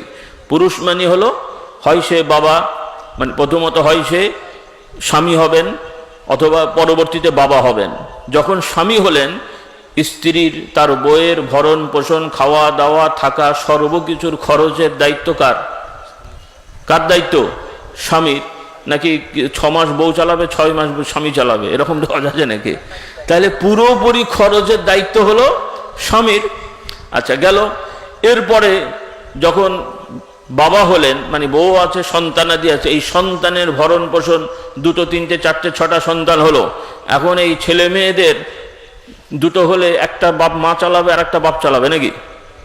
হ্যাঁ, 4টে হলে 2টো মা চালাবে, 2টো বাপ চালাবে, এরকম আছে নাকি? বরং একটা পুরুষ মানে ছেলে মেয়ে বউ বাচ্চা সব কিছুর ভরণ পোষণের দায়িত্ব হলো পুরুষের, আর মহিলার দায়িত্ব হলো তিনি স্ত্রী হিসেবে তার বাড়ি ঘরের দেখাশোনা দায়িত্ব আমানত রক্ষা করবেন, এটাই তার দায়িত্ব, কিন্তু আর্থিক কোনো খরচ তার নেই। সেজন্য তিনি যা পান এটাই তার জন্য অনেক বোনাস, কারণ তার কোনো খরচ নেই, নিজের খরচও তো নেই। কারণ তার নিজের শাড়িটাও তাকে নিজে কিনতে হওয়ার কথা না, যদি স্বামী ঠিকমতো হক আদায় করেন। বরং তিনি আরো স্বামীকে উল্টো দিতে পারেন যদি চান। তো এটা হলো আল্লাহ তাআলার বিধান। কিন্তু অন্য ধর্মে এগুলো ছিল না, বরং উল্টো কি হতো, যে আল্লাহর বিধান, আল্লাহ না করুন কোনো স্বামী যদি মারা যান তাহলে স্ত্রীর অধিকার আছে ইদ্যত পালনের পরে তার ইচ্ছা অনুযায়ী আরেক জায়গায় বিয়ে করতে পারেন। পারেন না? নাকি এটা অন্যায় হয়? বরং এটাই স্বাভাবিক, যদি কেউ বিয়ে করতে চান করতে পারেন। আর এগুলোকে বাধা দিলে অন্যায় অবিচার সমাজে বেড়ে যায়। এজন্য রাসূলুল্লাহ সাল্লাল্লাহু আলাইহি ওয়াসাল্লাম বলছেন, যখন বিয়ে শাদী কঠিন করা হয় তখন সমাজে জেনা ব্যভিচার বেড়ে যায়। সকলে বলি নাউযুবিল্লাহ। কারণ সামাজিকভাবে অনেক জায়গায় আল্লাহ না করুন কেউ মারা গেলে, হয়তো যুবক ছেলে মারা গেছেন অথবা মানে মহিলাটা যুবতী, স্বামী মারা গেছেন, কিন্তু সামাজিকভাবে অনেক সময় কোনো পরিবার ওই সমস্ত মেয়েদেরকে বিয়ে দিতে চায় না, অথচ তার বিয়ের প্রয়োজন আছে। সামাজিক লজ্জা পায় যে বিয়ে হয়েছে, আবার মানুষ কি বলবে, হ্যান ত্যান। এই লৌকিকতার ভয়ে অনেক সময় দেখা যায় যে বিয়ে দিতে চায় না, কিন্তু বিভিন্ন রকমের দুর্ঘটনা ঘটে যায়। আপনাদের এলাকায় হয় কিনা আমার জানা নেই, বিভিন্ন জায়গায় এরকম দুর্ঘটনার ঘটনা ঘটে। তো এটা ইসলাম না মানার কারণে হয়। কিন্তু আল্লাহ রাসূল সাল্লাল্লাহু আলাইহি সাল্লামের বিধানে, ইসলামের বিধানে আল্লাহ তাআলা এটা স্পষ্টভাবে জানিয়ে দিয়েছেন যে বিবাহ শাদী এটা মানুষের একটা স্বভাবজাত বিষয়। আর এই বিয়ে শাদীটাকে যদি কঠিন করা হয় তাহলে সেখানে অন্যায় ব্যভিচার বেড়ে যাবে, যেটা সামাজিকভাবে অন্যদের তো হচ্ছে। মুসলমানদের মধ্যে ইসলামের আদর্শ না থাকার কারণে আমরা দেখতে পাচ্ছি মুসলমানের মধ্যে এরকম ফিতনা ফাসাদ হচ্ছে। বর্তমানে এই আধুনিক সরঞ্জাম, ইন্টারনেট, ফেসবুকের কারণে আপনাদের এলাকায় এরকম দুর্ঘটনা ঘটে কিনা জানি না, কারণ আমাকে বাংলা ভারত সব জায়গায় ঘুরতে হয়। বাংলাদেশের বিভিন্ন অঞ্চলে এরকম খবর পাওয়া যাচ্ছে। পশ্চিম বাংলারও কিছু জায়গায় আমি সংবাদ পেয়েছি যে বহু পরিবারের ভাঙন হয়ে যাচ্ছে, বউরা আরেকজনের সাথে পালাচ্ছে। নাউজুবিল্লাহ বলেন। এরকম ঘটনা মানে আপনাদের এলাকায় হয়নি দু একটা? হ্যাঁ, ও এখানেও হয়? আচ্ছা, আমি মনে করছি সব তো ফেরেশতা এই এলাকায়। তো কথা প্রসঙ্গে বলছি যে হয়ে যায়। এর পেছনে অনেকগুলো কারণ আছে, তার মধ্যে একটা বড় কারণ হলো পর্দা পশিদা না থাকা। কথা ঠিক না বেঠিক? পর্দা পশিদা না থাকা এক। আরেকটা হলো পর্দা পশিদা একদিকে নাই, আরেকদিকে যেটা সমস্যা হয়, যেহেতু যুবকেরা আছেন, এটা ওয়াজ মাহফিল, কিছু দিক নির্দেশনা দিতে হবে, সেজন্য আমি কথাগুলো বলছি। হয়তো আপনাদের পছন্দ না হচ্ছে না, তারপর আমাকে বলতে হচ্ছে। সেটা হলো যে স্বামী স্ত্রী স্বাভাবিকভাবে যে প্রত্যেকের যে হক দায়িত্ব, এটা যদি ঠিকমতো পালন না হয় অটোমেটিকলি দুইজনের মধ্যে ভাঙন সৃষ্টি হবে। সেটা কোনো হুজুরের পানি পড়া দিয়ে বাবা সোজা হবে না। কি রাগ করলেন আমার কথায়? সব কথা তার খুলে মিলে বলা যায় না। এই হক যদি ঠিকমতো আদায় না হয়, এটা পানি পড়া তেল পড়া দিয়ে সোজা হবে না। হ্যাঁ, ট্রিটমেন্ট হিসাবে হতে পারে, সেটা ভিন্ন। কিন্তু হক যদি আপনি আদায় না করেন, একটা হলো যে আপনি হক আদায় করতে পারছেন না, আপনি অসুস্থ, সেটার জন্য পানি পড়ানেন, তেল পড়ানেন, আল্লাহ হয়তো ভালো করবেন। কিন্তু আপনি হক আদায় করবেন না আর হুজুরের তেল পড়া পানি পড়া দিয়ে বউকে ধরে রাখবেন, এটা কিন্তু হবে না। কথা বুঝতে পারেননি? এটা হবে না। কারণ যদি হতো তাহলে রাসূলুল্লাহ সাল্লাল্লাহু আলাইহি সাল্লাম দোয়া করলে হতো। কথা ঠিক না বেঠিক? কিন্তু একটা আয়াত মিলাদ মাহফিল সব জায়গায় আমরা পড়ি, আমিও আজকে পড়েছি। এই আয়াতটার একটু শানে নজুল আমি বলবো, মানে কি কারণে আয়াতটা নাজিল হয়েছিল, এটা আপনাদের জানতে বুঝতে সুবিধা হবে। এই আয়াতটা সবাই আমরা পড়ি। আল্লাহ রাব্বুল আলামিন কোরআন পাকে রাসূলুল্লাহ সাল্লাল্লাহু আলাইহি সাল্লাম সম্পর্কে বলছেন, রাসূলুল্লাহ সাল্লাল্লাহু আলাইহি ওয়াসাল্লাম সম্পর্কে আল্লাহ তাআলা বলছেন, মা কানা মুহাম্মাদুন আবা আহাদিম মির রিজালিকুম ওয়ালাকিন রাসূলুল্লাহি ওয়া খাতামান নাবিয়্যিন ওয়া কানা আল্লাহু বিকুল্লি শাইইন আলিমা। যারা আলেম আছেন তারা তো আমার থেকে ভালো জানেন, তারপরও আমার ভুল হলে আপনারা সংশোধন করে দেবেন। সবাইকে একটু জানার জন্য বলছি, এই যে কোরআনের আয়াত নাজিল হলো, প্রথমত সংক্ষেপে একটু ধারণা দিই। কোরআনুল কারীমের আয়াতগুলো যে নাজিল হয়েছে দুভাবে হয়েছে। কিছু আয়াত বিভিন্ন প্রেক্ষাপট, আয়াত এবং সূরা মক্কা শরীফ বা মদিনা শরীফে বিভিন্ন প্রেক্ষাপটে আল্লাহ তাআলা নাজিল করেছেন।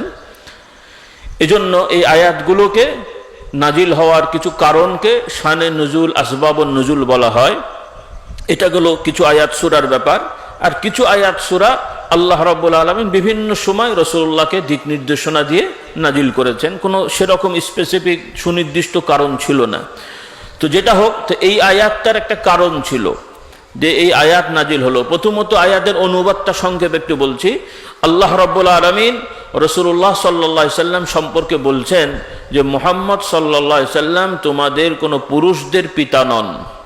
মা কানা মুহাম্মাদুন আবা আহাদিম মির রিজালিকুম ওয়ালাকির রাসূলুল্লাহ, তিনি তোমাদের কোনো পুরুষদের পিতা নন, বরং তিনি হলেন আল্লাহর রাসূল। কিরকম রাসূল? ওয়ালাকির রাসূলুল্লাহ ওয়া খাতামান নবিয়্যিন, সকল নবীদের শেষ নবী। সকলে বলেন সুবহানাল্লাহ। এখানে একটা ঈমান আকীদার বিষয় আছে, সংক্ষেপে বলে দেব। সবাই বিশ্বাস করেন, কিন্তু আমার যুবক ভাইদের সতর্কতার জন্য বলছি, ইন্টারনেট মিডিয়ার ইউটিউবের দ্বারা বিভিন্ন ভাষায় কিছু বিভ্রান্ত দুষ্ট মানুষেরা আছে, মুসলমান নামধারী, এরা প্রচার করে বেড়ায়, এদের বই পুস্তকও আছে যে মুহাম্মদ সাল্লাল্লাহু আলাইহি সাল্লাম নবী, তবে শেষ নবী না, ইনার পরেও নবী এসেছে এবং আসবে। এবং তাদের দাবি ভারতের কাদিয়ানীতেও একজন নবী ছিল। সকলে বলি নাউজুবিল্লাহ। তাহলে তারা সূক্ষ্মভাবে মানুষকে বোঝাচ্ছে যে মুহাম্মদ সাল্লাল্লাহু আলাইহি সাল্লাম নবী, আমরাও মানি তিনি নবী, তবে শেষ না। সকলে বলি নাউজুবিল্লাহ। এরা আবার বিভিন্ন যুক্তি দিয়ে বোঝায়। আমার যুবক ভাইদের সাবধান করে দিই, তোমরা এই বিশ্বাসে তো আছো, কেউ যদি এরকম কোনো কথা বলে আর আমরা যদি জানতে পারি কোনো মানুষ বিশ্বাস করে মুহাম্মদ সাল্লাল্লাহু আলাইহি সাল্লাম নবী কিন্তু শেষ নন, আমাদের বিশ্বাস হবে এই লোক কখনোই মুসলমান হতে পারে না। এটা ছোটখাটো ভুল না। হ্যাঁ, কিছু কিছু অন্যায় ভুল আছে, এটা হলেও মানুষ মুসলমান থাকে, কিন্তু এই ধরনের বিভ্রান্তি থাকলে সে মুসলমান হয় না। কারণ কোরআন সাক্ষী দিচ্ছে মুহাম্মদ রাসূলুল্লাহ শেষ নবী, সহিহ হাদিস সাক্ষী দিচ্ছে মুহাম্মদ রাসূলুল্লাহ শেষ নবী, তারপরে আর নবী রাসূল আসবেন না। এজন্য আল্লাহ তাআলা জানিয়ে দিলেন যে তিনি শেষ নবী। সকলে বলে আলহামদুলিল্লাহ। তো এই আয়াত নাজিল হওয়ার কারণ হলো রাসূলুল্লাহ সাল্লাল্লাহু আলাইহি সাল্লামের একজন পালক সন্তান ছিল। পালক মানে একটা বাচ্চাকে তিনি পেলেছিলেন, বড় করেছিলেন। তার নাম কি মনে আছে আপনাদের? ওলামা একরাম বলবেন না, আপনার যুবকরা বলো তো, যে রাসূলুল্লাহ সাল্লাল্লাহু আলাইহি সাল্লাম একটা ছেলেকে ছোটবেলা থেকে লালন পালন করেছিলেন, সেই ছেলেটা নবীর কাছেই মানুষ হয়েছে। আলেমরা তো জানেন, আমার যুবক ভাইদের বলছি, মুরব্বীদের বলছি, কারোর নামটা মনে আছে? হ্যাঁ, না না, ঠিক আছে, আপনি বলছি ভাই, চেষ্টা করেছেন তবে হয়নি। আর কে আছেন বলতে পারবেন? আচ্ছা, মনে নেই। আমার তো মনে হয় আপনাদের জানা কথা হয়তো ভুলে গেছেন। প্রথমত ভাই যেটা বললেন আবুল কাসেম, আবুল কাসেম মানে রাসূলুল্লাহ সাল্লাল্লাহু আলাইহি সাল্লামের উপাধি হলো আবুল কাসেম, আর রাসূলুল্লাহর ছেলের নাম ছিল কাসেম। রাসূলুল্লাহর ছেলের নাম ছিল কাসেম, আর যেহেতু রাসূলুল্লাহ সাল্লাল্লাহু আলাইহি সাল্লামের ছেলের নাম কাসেম আর রাসূলুল্লাহ সাল্লাল্লাহু আলাইহি সাল্লাম তার বাবা, সেই জন্য লকব করে বলা হতো রাসূলুল্লাহকে আবুল কাসেম। কথা বুঝতে পারছি?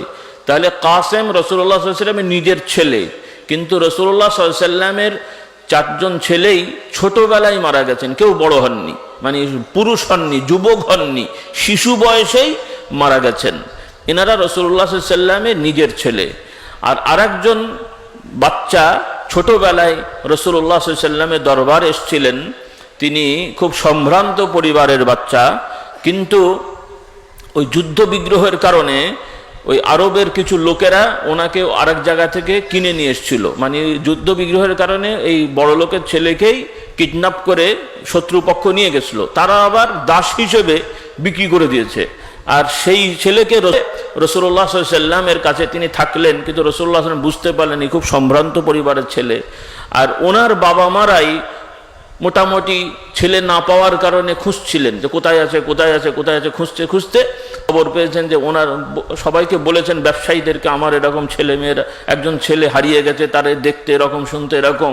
তো বর্ণনা দেওয়ার কারণে ওই ব্যবসায়ীদের সংবাদে এই রাসূলুল্লাহ সাল্লাল্লাহু আলাইহি ওয়াসাল্লামের এই পালক ছেলের, এনার নাম ছিল যায়েদ, হযরত যায়েদ রাদিয়াল্লাহু তাআলা আনহু, ইনার ব্যাপারে ওনার বাবাদের কাছে ব্যবসায়ীরা সংবাদ দিয়েছেন, হ্যাঁ তোমরা যার কথা বলছো আমাদের মনে হলো তোমাদের ছেলে মুহাম্মদ সাল্লাল্লাহু আলাইহি ওয়াসাল্লাম তার কাছে আছে, আমাদের মনে হলো এরকম একটা ছেলে আমরা দেখেছি।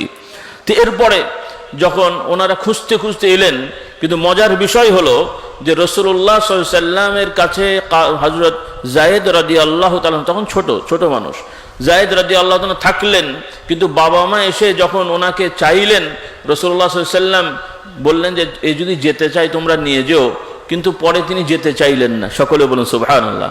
তো যাই হোক, ছোটবেলা থেকে তিনি মানুষ করেছেন। তো এই যায়েদ রাদিয়াল্লাহু তাআলা আনহু যখন বড় হলেন, রাসূলুল্লাহ সাল্লাল্লাহু আলাইহি সাল্লাম তারই এক দূর সম্পর্কে আত্মীয় একজন মহিলা, মানে রাসূলুল্লাহর আত্মীয় হন দূর দিক থেকে, তার সাথে বিয়ে দিয়ে দিলেন, বিবাহ শাদী করে দিলেন। কিন্তু আল্লাহ মাফ করুক, কিছুদিনের মধ্যে দেখা গেল যে দুজনের সাথে মিল হচ্ছে না, মানে ছোটোখাটো বিষয় নিয়ে প্রায় ঝগড়া হয়, প্রায় অসুবিধা হয়। আর কদিন পর পরই রাসূলুল্লাহর দরবারে ওই মেয়ে এসেও নালিশ করে জামাইয়ের বিরুদ্ধে, জামাই এসেও কিছু কথা বলেন, মানে মূল কথা দুজনের মধ্যে বনিবনা হচ্ছিল না, মিল মীমাংসা হচ্ছিল না। এভাবে রাসূলুল্লাহ সাল্লাল্লাহু আলাইহি সাল্লাম কয়েকবার তাদেরকে বোঝালেন, জানালেন, মানে দিক নির্দেশনা দিলেন। এক পর্যায়ে রাসূলুল্লাহ সাল্লাল্লাহু আলাইহি সাল্লাম বুঝতে পারলেন যে এদের আর বনিবনা হবে না। তখন রাসূলুল্লাহ সাল্লাল্লাহু আলাইহি সাল্লাম যায়েদকে বললেন যে তুমি এক কাজ করো, একে তালাক দিয়ে দাও, ও অন্য জায়গায় আল্লাহ বিয়ে হবে, তুমি তোমার মতো আরেক জায়গায় বিয়ে করো প্রয়োজন হলে, তো এই তোমাদের মধ্যে হবে না, তালাক দিয়ে দাও। কারণ আল্লাহ তাআলার বিধান হচ্ছে যদি বনিবনা না হয় চেষ্টার পরেও, তাহলে বিধান হলো বিচ্ছেদ করিয়ে দেওয়া, ঝুলিয়ে রাখা ঠিক না, এতে গুনাহ হয়। এজন্য তালাকটা হালাল, কিন্তু রাসূলুল্লাহ সাল্লাল্লাহু আলাইহি সাল্লাম বলছেন এটা হালাল হলেও এটা ঘৃণিত হালাল, আবগাদুল হালাল ইলাল্লাহিত তালাক, মানে এটা হালাল জায়েজ, কিন্তু এই জায়েজ মানে কারণে অকারণে তালাক দেবেন তা নাকি? তালাক দেওয়া জায়েজ, তার মানে আপনারা সবাই কারণে অকারণে তালাক দেবেন? কথা বুঝতে পারেননি? তাহলে জায়েজ হলেই করতে হবে তা নয়। রাসূলুল্লাহ বলেছেন এটা জায়েজ, তবে খারাপ জায়েজ, মানে একান্ত প্রয়োজন ছাড়া এই কাজ করা যাবে না। যতটুকু সম্ভব তালাক এড়িয়ে যাও, কিন্তু যদি শেষ মুহূর্তে আর যদি বনিবনা না হয়, তাহলে জামাই বউ কদিন পরেই গালাগালি হবে, মারামারি হবে, ঝগড়া হবে, ফাসাদ হবে, এইভাবে সংসার করার কোনো মানে হয় না। বরং এই অবস্থায় গেলে ইসলামের শিক্ষা হলো বিচ্ছেদ করিয়ে দাও। আল্লাহ রাব্বুল আলামিন পর্যায়ক্রমে হয়তো ওই মহিলার আরেক জায়গায় অন্য স্বামীর ব্যবস্থা করবে, এই ছেলেরও আরেক জায়গায় অন্য স্ত্রীর ব্যবস্থা করে দেবে। আল্লাহর দুনিয়া প্রশস্ত, ওই একজনকে নিয়ে মারামারি গালাগালি করেই থাকতে হবে, এটা ইসলামের বিধান না। সকলে বলুন সুবহানাল্লাহ। মানুষের সুবিধা অসুবিধা আছে। এই জন্য ভাইরা, বিষয় হলো যখন রাসূলুল্লাহ সাল্লাল্লাহু আলাইহি সাল্লাম তালাকের হুকুম দিলেন, তা দুইজনই মেনে নিলেন, তালাক হয়ে গেল, বিচ্ছেদ হয়ে গেল। কিন্তু ব্যাপারটা হয়ে গেল আরেকটা, যখন তালাক হয়ে গেল, ইদ্যত পালন হয়ে গেল, মানে ইদ্যতের সময় শেষ, ওই সময় আল্লাহ তাআলা ওহী করে ওই মহিলাকে, আল্লাহ তাআলা ওই মহিলার ব্যাপারে বলছেন, হে নবী, ওই মহিলাকে আপনাকে আমি বিয়ে দিলাম। আল্লাহ তাআলা বলছেন। কে বলছেন? কথা বলছেন। আল্লাহ তাআলা বলছেন, হে নবী, এই মহিলাকে, যায়েদের বউ যে আগে ছিল তালাক হয়ে গেছে, আপনাকে আমি একে বিয়ে দিলাম। যাওয়াজনাকাহা, আল্লাহ তাআলা বলছেন আমি আপনাকে তাকে বিয়ে দিলাম। রাসূলুল্লাহ সাল্লাল্লাহু আলাইহি সাল্লাম আল্লাহর হুকুমে বিয়ে করলেন, আল্লাহর হুকুমে বিয়ে করলেন। আর একটা মজার ঘটনা হলো, এই যায়েদের বউকে, যে আগে বউ ছিল, রাসূল তালাক হয়ে গেছে, রাসূলুল্লাহ বিয়ে করলেন, আল্লাহ তাআলা ওহী করে বিয়ে দিলেন। আর হযরত আয়েশা রাদিয়াল্লাহু তাআলা আনহা, তার ব্যাপারে মুনাফিকেরা ষড়যন্ত্র করে মিথ্যাচার করেছিল, সবাই তো শুনেছেন, তাই না? হযরত আয়েশার বিরুদ্ধে মুনাফিকেরা মিথ্যাচার করলো যে আয়েশা নাউজুবিল্লাহ অন্যায় করেছেন, নাউজুবিল্লাহ, আল্লাহ মাফ করুন। এরকম যদি কেউ বিশ্বাস করে তার ঈমান নষ্ট হয়ে যাবে। কিন্তু আফসোস, কিছু মুসলমান দাবিদার, এটাও ঈমান আকীদার বিষয়, কিছু মুসলমান দাবিদার আছে, তাদের দাবি আয়েশা অন্যায় করেছেন, আবু বকর ওসমান, আবু বকর আলী, নাউজুবিল্লাহ, আবু বকর, ওমর, ওসমান রাদিয়াল্লাহু তাআলা আনহুম, তারা মুহাম্মদ রাসূলুল্লাহর ওফাত ইন্তেকালের পরে তারা ষড়যন্ত্র করে ক্ষমতা দখল করে রেখেছিলেন, আলীকে দেননি, এই জন্য তারা অভিশপ্ত। কিছু মুসলমান দাবিদারেরা এই ধরনের কথা বলে। খুব সাবধান, যারা হযরত আলীকে বড় করতে যে আবু বকর, ওমর, ওসমানকে গালাগালি করবে এবং হযরত আয়েশা, হাফসাকে গালাগালি করবে, বুঝতে হবে এরাও মুসলমান নয়, এরাও মুসলমান না। অনেকে হয়তো বলবে, হুজুর, তো মুসলমান গালাগালি করেছেন, অপরাধ হবে। হ্যাঁ, এই অপরাধ ছোটখাটো অপরাধ না। কারণ হযরত আবু বকর, ওমর, ওসমান ইনাদেরকে আল্লাহ তাআলা ওহী করে জান্নাতি ঘোষণা করেছেন। হযরত আয়েশা রাদিয়াল্লাহু তাআলা আনহার ব্যাপারে ওহী নাজিল হয়েছে, তিনি অপরাধ করেননি। কাজেই রাসূলুল্লাহ যাদেরকে রেখে গেছেন স্ত্রী হিসেবে, তারা সবাই সত্যবাদী, সৎ এবং ইমানদার, পরহেজগার ছিলেন, এবং তারা আমাদের আম্মাজান হিসেবে আমাদেরকে সম্মান করতে হবে।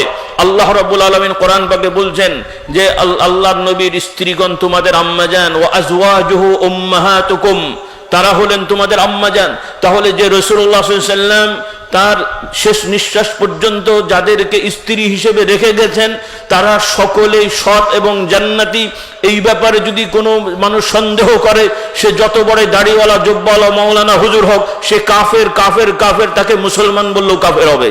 সকলে বলি নাউজুবিল্লাহ। কথাটা বুঝতে পারছেন?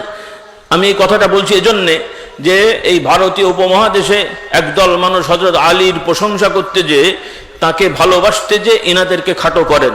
আমরা হযরত আলীকে ভালোবাসি না বাসি না বলেন? হযরত আলীকে ভালোবাসি না বাসি না? হযরত আলী রাদিয়াল্লাহু তাআলা আনহু সম্পর্কে রাসূলুল্লাহ সাল্লাল্লাহু আলাইহি ওয়াসাল্লাম বললেন, হযরত আলী কিরকম? আল্লাহ নবী বলছেন, আমার পরে নবুয়ত নেই, যদি থাকতো তাহলে আমার পরে নবুয়ত থাকলে হযরত মুসার সাথে হারুনের যেমন সম্পর্ক, যে মুসাকে আল্লাহ নবুয়ত দিলেন, মুসা আলাইহিস সালাম আবার দোয়া করে বললেন, আল্লাহ আমার ভাইকেও আমার সাথে নবুয়ত দেন।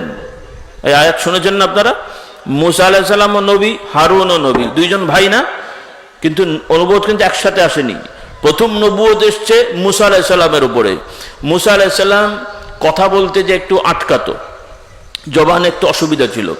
তখন মুসা আলাইহিস সালাম আল্লাহ তাআলা দরবারে দোয়া করে বলেন, আল্লাহ, আর মুসা আলাইহিস সালাম একটু রাগী মানুষ ছিলেন, তখন দোয়া করে বলেন, আল্লাহ, আমার সাথে আমার এই ভাই, ছোট ভাই, একেও যদি ছোট হোক বা যাই হোক, সমবয়স হোক, আমার ভাইকেও নবুয়ত দেন, তাহলে আমার দাওয়াতি কাজ করতে সুবিধা হবে, মানুষের কাছে আমি আপনার দাওয়াতটা পৌঁছে দিতে পারবো। সকলে বলুন সুবহানাল্লাহ। তাহলে নবুয়তি কাজটা কিরকম দেখেন, আল্লাহ তাআলা নবুয়ত দিলেন একজনকে, আর তিনি আবার দোয়া করছেন, আল্লাহ আমার ভাইকেও আমার সাথে নবুয়ত দান করেন। এটা হলো দ্বীনের কাজ। কথা ঠিক না বে ঠিক? আল্লাহর কাজ এভাবে হয় যে একে অপরকে সহযোগিতা করব, আর নিজের সহযোগিতায় অন্য মুমিনকে ডেকে নেব। কথা ঠিক না বে ঠিক? এখানে কথাটা আসলে এই জন্য বলে যাচ্ছি, সামনের কথাটা আমি বলবো, মনে রাখবেন ইনশাআল্লাহ। কোরআন পাকে আল্লাহ তাআলা বললেন এই ঘটনা, মুসা আলাইহিস সালামকে যখন ওহী দিলেন আল্লাহ তাআলা, মুসা আলাইহিস সালাম আল্লাহ দরবারে বললেন, ক্বালা হারুন আখিশদুদ বিহি আজরি ওয়া আশরিকহু ফি আমরি কাই নুসাব্বিহাকা কাসীরা ওয়া নাযকুরাকা কাসীরা ইন্নাকা কুনতা বিনা বাসীরা। আল্লাহ তাআলা বলছেন, মুসা আলাইহিস সালাম বললেন, হে আল্লাহ, আমার সাথে হারুনকেও আমার সাথে নবুয়তের দায়িত্ব দিয়ে দেন, যাতে করে আমি বেশি বেশি করে আপনার পবিত্রতা, আপনার মহত্ব বর্ণনা করে মানুষকে দাওয়াত দিতে পারি। কাই নুসাব্বিহাকা কাসীরা ওয়া নাযকুরাকা কাসীরা, মানে বেশি বেশি করে আপনার তাওহীদের কথা, রিসালাতের কথা, দ্বীনের কথা মানুষকে যেন জানাতে পারি, সেজন্য আমার ভাইকে সহায়ক করে দেন। সকলে বলুন সুবহানাল্লাহ। তাহলে মূলটাকে দেখেন যে নবী আরেকজনের জন্য নবুয়ত চেয়ে নিচ্ছেন, আর আমরা ইসলামের কাজ, দ্বীনের কাজ করতে যে, আমি পীর সাহেব যদি এক জায়গায় বেশিবার যাই, আরেকজন পীর সাহেব মন খারাপ করছে যে উনি আবার এত এলাকায় এসছে কেন? তাহলে বোঝা গেল কি দ্বীনের কাজ হচ্ছে এটা? কথা বুঝতে পারেননি? দ্বীনের কাজ হলে আরেকজন হুজুরকে দেখলে আমার ভালো লাগার কথা, মাশাআল্লাহ আমার সহযোগিতা আছে, কিন্তু আমরা এমন ইসলামের কাজ করছি যে একজন হুজুর আরেকজনকে দেখলে মিজাজ খারাপ হয়ে যাচ্ছে, যে আমিই তো ছিলাম, উনি আবার এলো কেন? আপনাদের কেমন এগুলো হয়তো হয় না? কথা বলছেন? হ্যাঁ, এটা কি তাহলে বোঝা গেল যে এটা আসলে এইরকম মানসিকতা থাকলে বোঝা গেল এটা ইসলামের কাজ হচ্ছে না। ইসলামের ব্যানার হচ্ছে, ওয়াজ মাহফিলের সাইনবোর্ড হচ্ছে, কাজটা হচ্ছে পকেট ভারী করা। কি রাগ করছেন আপনারা? এটা ইসলামের কাজ হবে না। ইসলামের কাজ হবে ওইটা যে আমিও ভালো কাজ করার চেষ্টা করব, আর এক ভাই করলে আমার ভালো লাগবে, যে মাশাআল্লাহ আমিও করছি, ওই ভাইয়ের সহযোগিতা নেব। আর যদি কারো ভুল দেখে আমি নসিহত করবো যে ভাই মাশাআল্লাহ আপনি ভালো কাজই করছেন, তবে এই জিনিসগুলো একটু ঝামেলা হচ্ছে, এটা বাদ দেন, ভালো হবে। কথা ঠিক না ঠিক? নাকি আপনি সুযোগ পাবেন, আরেকজনের ভুল দেখলে খুশি হবেন যে এই বেটাকে এখন ডুবানো যাবে? কি বুঝলেন আপনারা? কথা বুঝতে পারেননি? তাহলে এটা মুসলমানের কাজ হবে না। মুসলমানের কাজ হবে আরেকজনের জন্য নসিহত করা, আর একজনের দোষ ত্রুটি বর্ণনা না করে তার ভালো দিকটা দিকে তাকিয়ে তাকে অ্যাকসেপ্ট করা, এটা হলো আমাদের শিক্ষা। আল্লাহ তাআলা এই শিক্ষায় চলার তৌফিক দেন, সকলে বলুন আল্লাহুম্মা আমিন। তো আমি বলতে চাচ্ছিলাম, মুসা আলাইহিস সালাম হারুন আলাইহিস সালামের জন্য দোয়া করে চেয়ে নিলেন, আর রাসূলুল্লাহ সাল্লাল্লাহু আলাইহি ওয়াসাল্লাম বলছেন যদি নবুয়ত থাকতো তাহলে আমি আলীর জন্য আল্লাহর দরবারে বলতাম যে আলী তুমি হারুনের মতো আমার সাথে নবুয়ত পেয়ে যেতে, কিন্তু নবুয়ত নেই বলে আর এটা হচ্ছে না। তার মানে রাসূলুল্লাহর এই দায়িত্ব পালনে হযরত আলী একান্ত সহযোগী ছিলেন, সকলে বলুন সুবহানাল্লাহ। এটা আমাদের বিশ্বাস। হযরত আলী রাদিয়াল্লাহু তাআলা আনহু সম্পর্কে রাসূলুল্লাহ বললেন তুমি আমার বংশের মানুষ, আমি তুমি এক জিনিস, একই রক্তের, সকলে বলুন সুবহানাল্লাহ। হযরত আলী রাদিয়াল্লাহু তাআলা ছোটবেলায় মুসলমানদের 3 নম্বর মুসলমান হয়ে আলী, হযরত আবু বকর প্রথম, হযরত খাদিজা রাদিয়াল্লাহু তাআলা মহিলাদের মধ্যে প্রথম, আর তৃতীয় ছিলেন হযরত আলী রাদিয়াল্লাহু তাআলা বাচ্চা বয়সে মুসলমান হয়েছেন, সকলে বলুন সুবহানাল্লাহ। তাহলে মূল কথা হলো ভাইরা, হযরত আলীকে আমরা ভালোবাসি, মহব্বত করি, কিন্তু নওজুবিল্লাহ বিপদ আপদে সেই আলীকে যদি ডাকা হয় ইয়া আলী, নওজুবিল্লাহ, এটা কোনো মুসলমানের কাজ না।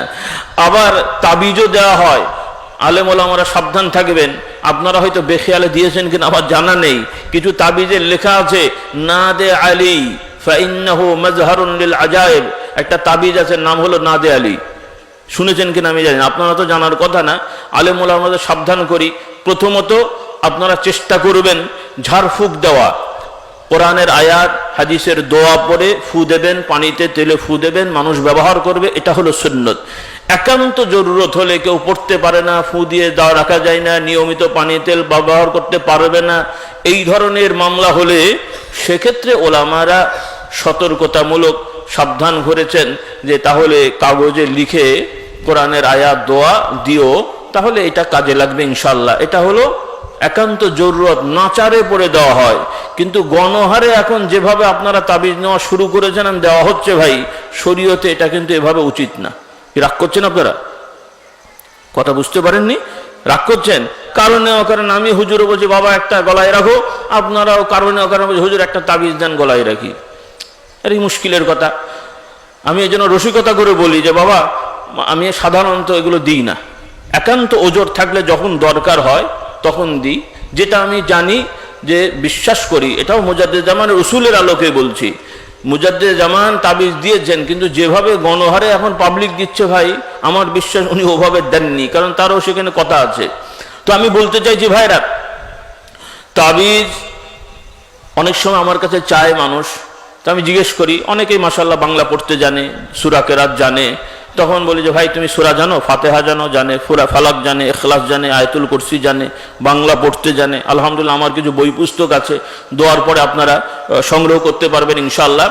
ওখানেও দোয়া আছে, জিকির আছে। ভাইদের বলছি, মা বোনদের বলছি, যাদের রাতের বেলা সমস্যা হয়, ভয় লাগে, ছেলে মেয়েরা কান্নাকাটি করে, এই সূরা ফাতিহা, ইখলাস, আয়াতুল কুরসি এগুলো নিজেরা আমল করবেন, নিজেরা পড়বেন, এই পানি তেল পড়ে রাখবেন, সেগুলো ব্যবহার করবেন, ইনশাআল্লাহ আল্লাহ তাআলা এর বরকতে এই বালা মুসিবত দূর করে দেবেন। সকলে বলুন আল্লাহুম্মা আমিন। আর একান্ত ওজর থাকলে দিতে হয়।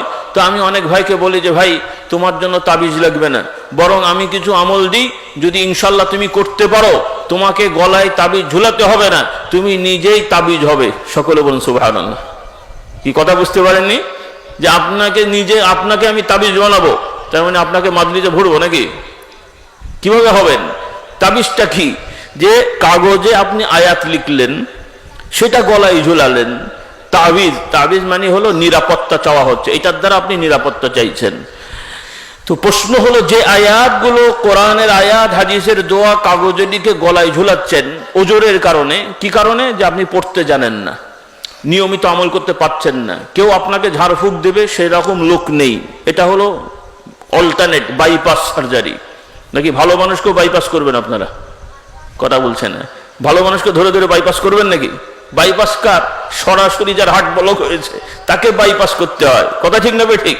তাহলে এটা হলো বাইপাস সার্জারি, যার রোগ ব্যাধি আছে ওরকম। আর যারা আলহামদুলিল্লাহ আমার যুবকেরা সবাই কম বেশি সূরা কেরাত পারো বা পড়তে পারবে, তাহলে সকাল সন্ধ্যা 5 ওয়াক্ত নামাজের পরে সূরা ফালাক, আয়াতুল কুরসি, সূরা ইখলাস, নাস এগুলো পড়ে যদি গায়ে ফু দাও, পানিতে ফু দিয়ে খাও, আমার মা বোনরা যদি পড়েন, আপনাদের যখন নামাজ নাই তখনও মুখস্থভাবে আপনারা যদি পড়বেন, তাহলে যে আয়াত কাগজে লিখে গলায় ঝোলানো হচ্ছে সেই আয়াত আর যদি নিয়মিত আমল করেন আপনি নিজেই তাবিজ হবেন, আপনাকে দেখে শয়তান পালাবে। সকলে বলুন সুবহানাল্লাহ।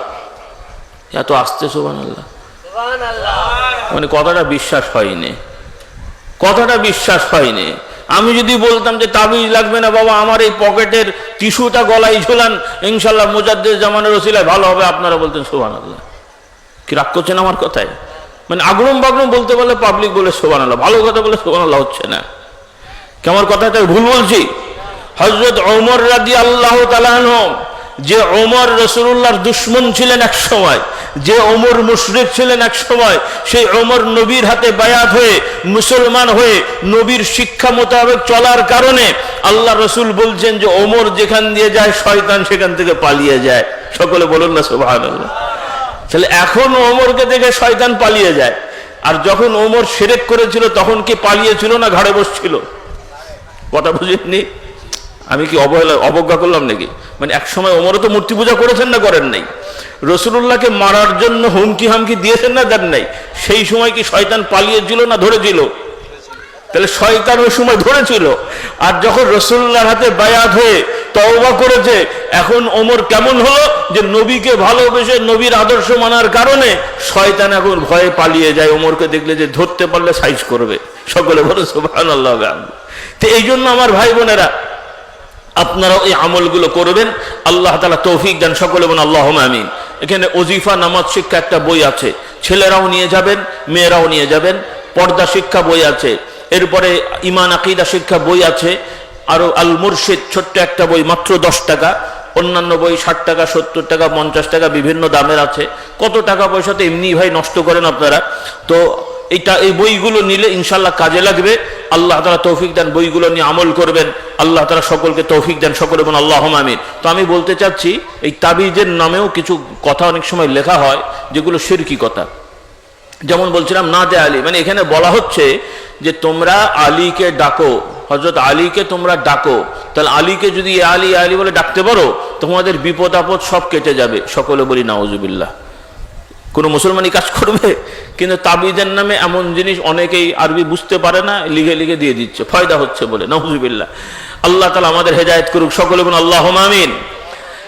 তো এরকম অনেক জিনিস আছে। আর আরেকটা জিনিস একটু আলেমদের বলছি সাবধান করার জন্য, আপনারাও শিখে নেন। এটা আমি যখন দেখলাম, আমাদের দরবারেই ছিল একটা কাগজের, মানে একজন দিতেন আলেম মানুষ। তা আমি দেখে বললাম যে ভাই আপনি এটা দেন কেন? বললেন না এটা তো দিয়ে আসছি। পরে আব্বাজানকে বললাম এবং আমার চাচাজান হুজুরকে বললাম যে এই তাবিজটা তো আসলে ঠিক হচ্ছে না। তো ওনারা বলে হ্যাঁ এটা তো আসলেও ঠিক না, কারণ মুজাদ্দিদে জামান রহমতুল্লাহ আলাই যে তাবিজগুলো দিতেন ওই খাতার মধ্যে এটা সংকলন মানে লিখে রেখেছেন, লিখে রেখে আবার উনি লিখেছেন যে এই তাবিজটা দেওয়া যাবে না। কথা বুঝতে পারেননি? উনি লিখেছেন যে এই তাবিজটা লেখা যাবে না বা এটা ঠিক না, কিন্তু ওই পাবলিক শুধু লেখাটা দেখেছে আর নিচেরটা দেখেনি। ওইটা দেখে এখন দেওয়া হচ্ছে, উল্টো হয়ে গেছে। তার মানে ওই যে সাইনবোর্ড লেখা হয়েছে যে এখানে পেশাব করিবেন না, করিলে কি জরিমানা। আরেক ভাই বলছে মার হবে। আচ্ছা মার নয়, জরিমানা হবে। তো এখন একজন বাংলা ঠিক মতো পড়তে পারে না, দাড়ি কমা বোঝে না, ও পড়ছে এখানে পেশাব করিবেন, না করিলে ওই যে বললেন মার হবে। এখন ও চিন্তা করছে পেশাব না করলে তো মার হবে, কাজে করেই দিই। ঠিক আছে না? নাউজুবিল্লাহ বলেন। তো এখন লেখা হলো কি আর করা হলো কি? তো আমাদের অনেকেই এই রকম সমস্যা হয়। যেমন আরেকটা জিনিস আলেমরা জানেন, আপনারা শিক্ষিত যারা যুবকেরা স্কুল কলেজে কিছু পড়েছে তোমরাও বুঝবে, নবীর হাদিসের নামে কিছু কথা আছে মিথ্যে কথা, যেগুলো রাসূলুল্লাহ বলেন নাই, যেগুলোকে মৌজু হাদিস বলা হয়। আরবিতে বলা হয় হাদিসুন মৌজু, আরবি ভাষায় বলা হয় হাদিসুন মৌজু। আর কিছু নতুন নতুন শিক্ষিত আরবি পড়েছে, অত ভালো কিছু বোঝে না, তারা মনে করে যে মৌজু হাদিস মানে ওটাও তো হাদিস, হাদিস যেহেতু বলা হয়েছে। কিন্তু ভাই আপনাদের বলি, জাল দলিল মানে কি? দলিল একটা বলা হলো এই দলিলটা জাল, তার মানে ওইটাও গ্রহণযোগ্য নাকি? নাকি আপনারা বলবেন যে জাল হলেও দলিল তো নাকি? তো জাল দলিল যেমন যদি বলা হয় যে জাল দলিল মানা যাবে, এটা যেমন পাগলামি বোকামি হবে, ভণ্ডামি, ওই রকম মৌজু হাদিসকে হাদিস বিশ্বাস করলে এটা একটা মূর্খতা। কথা বোঝেননি? তো আমাদের সমাজে এইরকম অনেক মূর্খতা আছে। আল্লাহ তাআলা আমাদের হেফাজত করুন। সকলে বলুন আল্লাহুম্মা আমিন। তো কথা বেড়ে যাচ্ছে, আমি অল্প সময়ের মধ্যে শেষ করে দেবো ইনশাআল্লাহ। আর দু একটি কথা বলছি। তো বলতে চাইছিলাম যে হযরত আলী রাদিয়াল্লাহু তাআলা আনহুকে আমরা ভালোবাসি, কিন্তু হযরত আলী রাদিয়াল্লাহু তাআলা আনহু তার ব্যাপারে ভক্তি দেখাতে যে অন্যদেরকে খাটো করলে ঈমান নষ্ট হয়ে যাবে, আর রাসূলুল্লাহ সাল্লাল্লাহু আলাইহি ওয়াসাল্লাম স্ত্রীদেরকে ভালোবাসতে হবে। তো হযরত আয়েশা রাদিয়াল্লাহু তাআলা আনহা তাকে আল্লাহ তাআলা ওহী করে তিনি পবিত্র ঘোষণা করলেন। আর হযরত যায়েদ রাদিয়াল্লাহু তাআলা আনহার সাবেক স্ত্রী, যিনি আমাদের উম্মুল মুমিনিন, নামটা আমার ঠিক মনে নেই, তার ব্যাপারে তিনি আল্লাহ তাআলার হুকুমে ওহীতে রাসূলুল্লাহর স্ত্রী হলেন।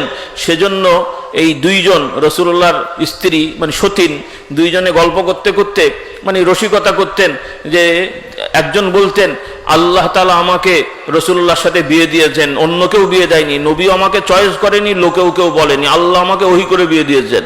আর হযরত আয়েশা বলতেন আমি অন্যায় করিনি, আল্লাহ তাআলা ওহী করে আমাকে নিষ্পাপ ঘোষণা করেছেন। সকলে বলেন সুবহানাল্লাহ।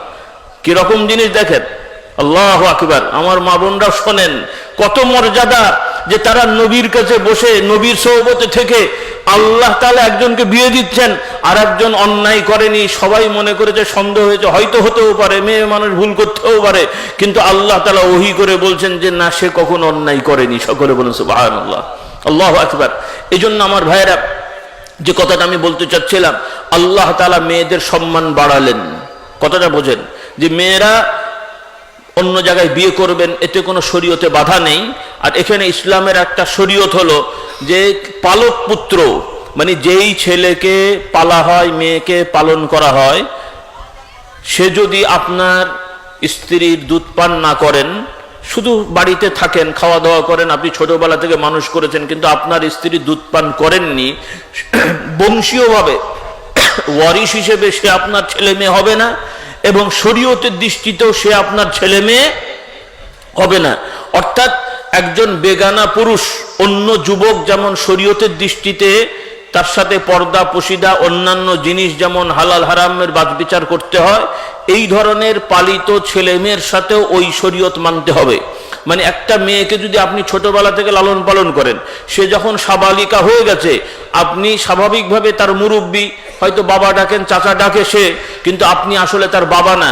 ওই পালিত মেয়ের সাথে আপনার পর্দা করা ফরজ, ওই পালিত ছেলের সাথে আপনার বউয়ের পর্দা করা ফরজ। সে যদি ছোটবেলা আপনার বউয়ের দুধ না খেয়ে থাকে, সে দুধ সন্তান হলে আলাদা হিসাব, এটা শরীয়তের হুকুম।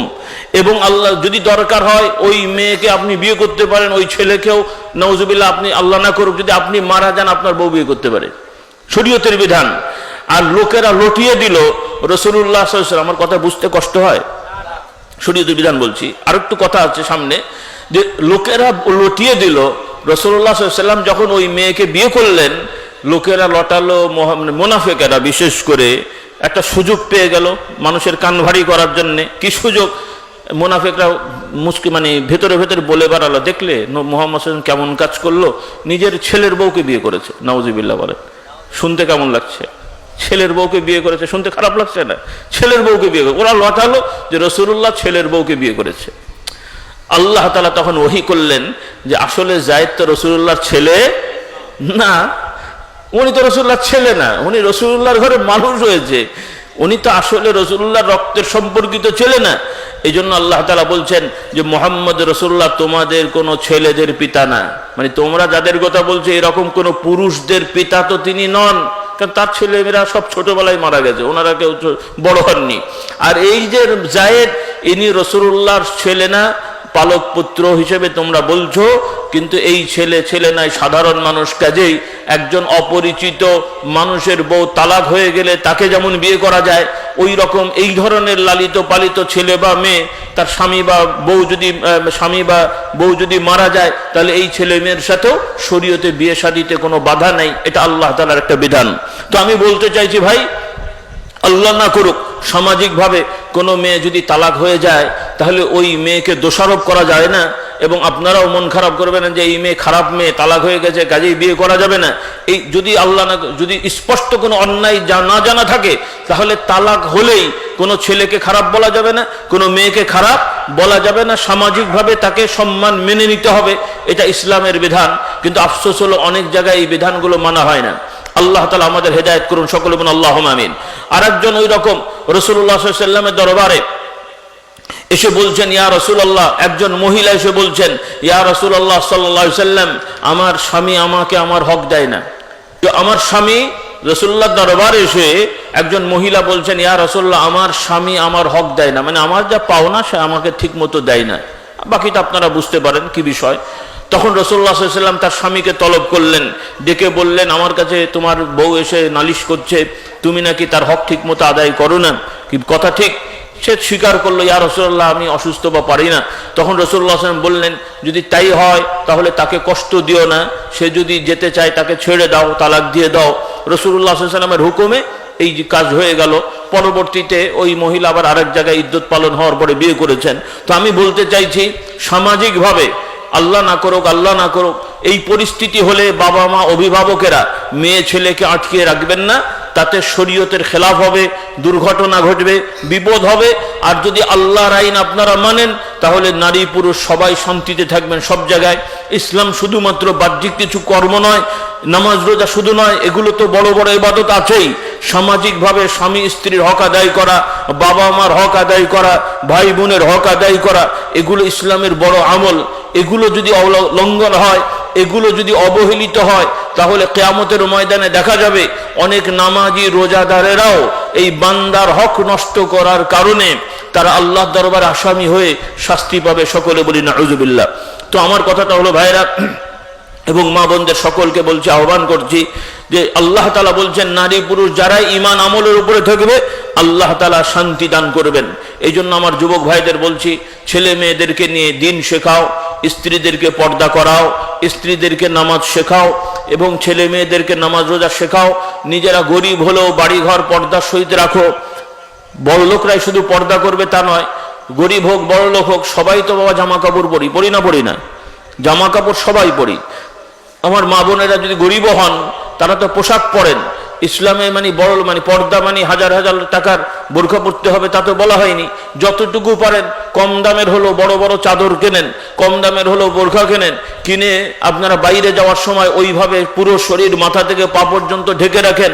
বাড়ি ঘর এমনভাবে তৈরি করেন যেন রাস্তাঘাট থেকে ঘরটা দেখা না যায়। অন্তত বড় দেয়াল টেয়াল না করতে পারলেও পাটি টাটি দিয়ে বা বিভিন্ন রকম বেড়া দিয়ে হলো ঘরটা এমন ভাবে ঘেরেন যাতে রাস্তাঘাট থেকে ঘরের ভেতর রান্নাঘর দেখা না যায়। কিন্তু বর্তমানে বহু মুসলমানের বাড়িঘর রাস্তাঘাট থেকে একদম খাট পর্যন্ত দেখা যায়। কথা ঠিক না বেঠিক? কথাও বলছে না, রাগ করছেন আপনারা? তো এই যে পরিবেশ, এটা কি ভাই মুসলমানের পরিবেশ? তাহলে অন্যদের আর আমাদের মধ্যে তফাৎ কি? অন্য ধর্মের লোকদেরও ঘরের অবস্থা যা, মুসলমানের ঘরের অবস্থা তা। সকলে বলি নাউজুবিল্লাহ। অন্য ধর্মের মেয়েরাও রাস্তাঘাটে যেমন করে বেরোচ্ছে, মুসলমানের মেয়েরাও তেমন করে বেরোচ্ছে। সকলে বলি নাউজুবিল্লাহ। আর যখন ধরা হবে, শুধুমাত্র ইমাম সাহেবকে ধরা হবে। ইমাম সাহেবের ইন্টারভিউর সময় দেখা হচ্ছে ইমাম সাহেবের বউ পর্দা করে কিনা, ইমাম সাহেব ঠিক মতো চলে কিনা। কথা ঠিক না বেঠিক? যদি বোঝা যায় ইমাম সাহেবের বউ একটু পর্দায় ঝামেলা আছে, সবাই বলবে এই ইমাম সাহেব রাখা যাবে না। বড় গলায় বলবে, জাল বউ হয়তো গান গেয়ে বেড়ায়, সেই বলবে যে এই ইমাম সাহেব রাখা যাবে না। কি কথা ঠিক না বেঠিক? তার মানে সব দোষ ইমাম সাহেবের। এখন প্রশ্ন হলো যে কবরে কি শুধু ইমাম সাহেব মৌলানা সাহেবের প্রশ্ন হবে না আপনাদেরও হবে? কথা বলছেন কি হবে না হবে না? তো যাই হোক, আমি যে কথাটা বলতে চাচ্ছি, আমরা যদি শান্তি পেতে চাই তাহলে এই আইনগুলো মানতে হবে।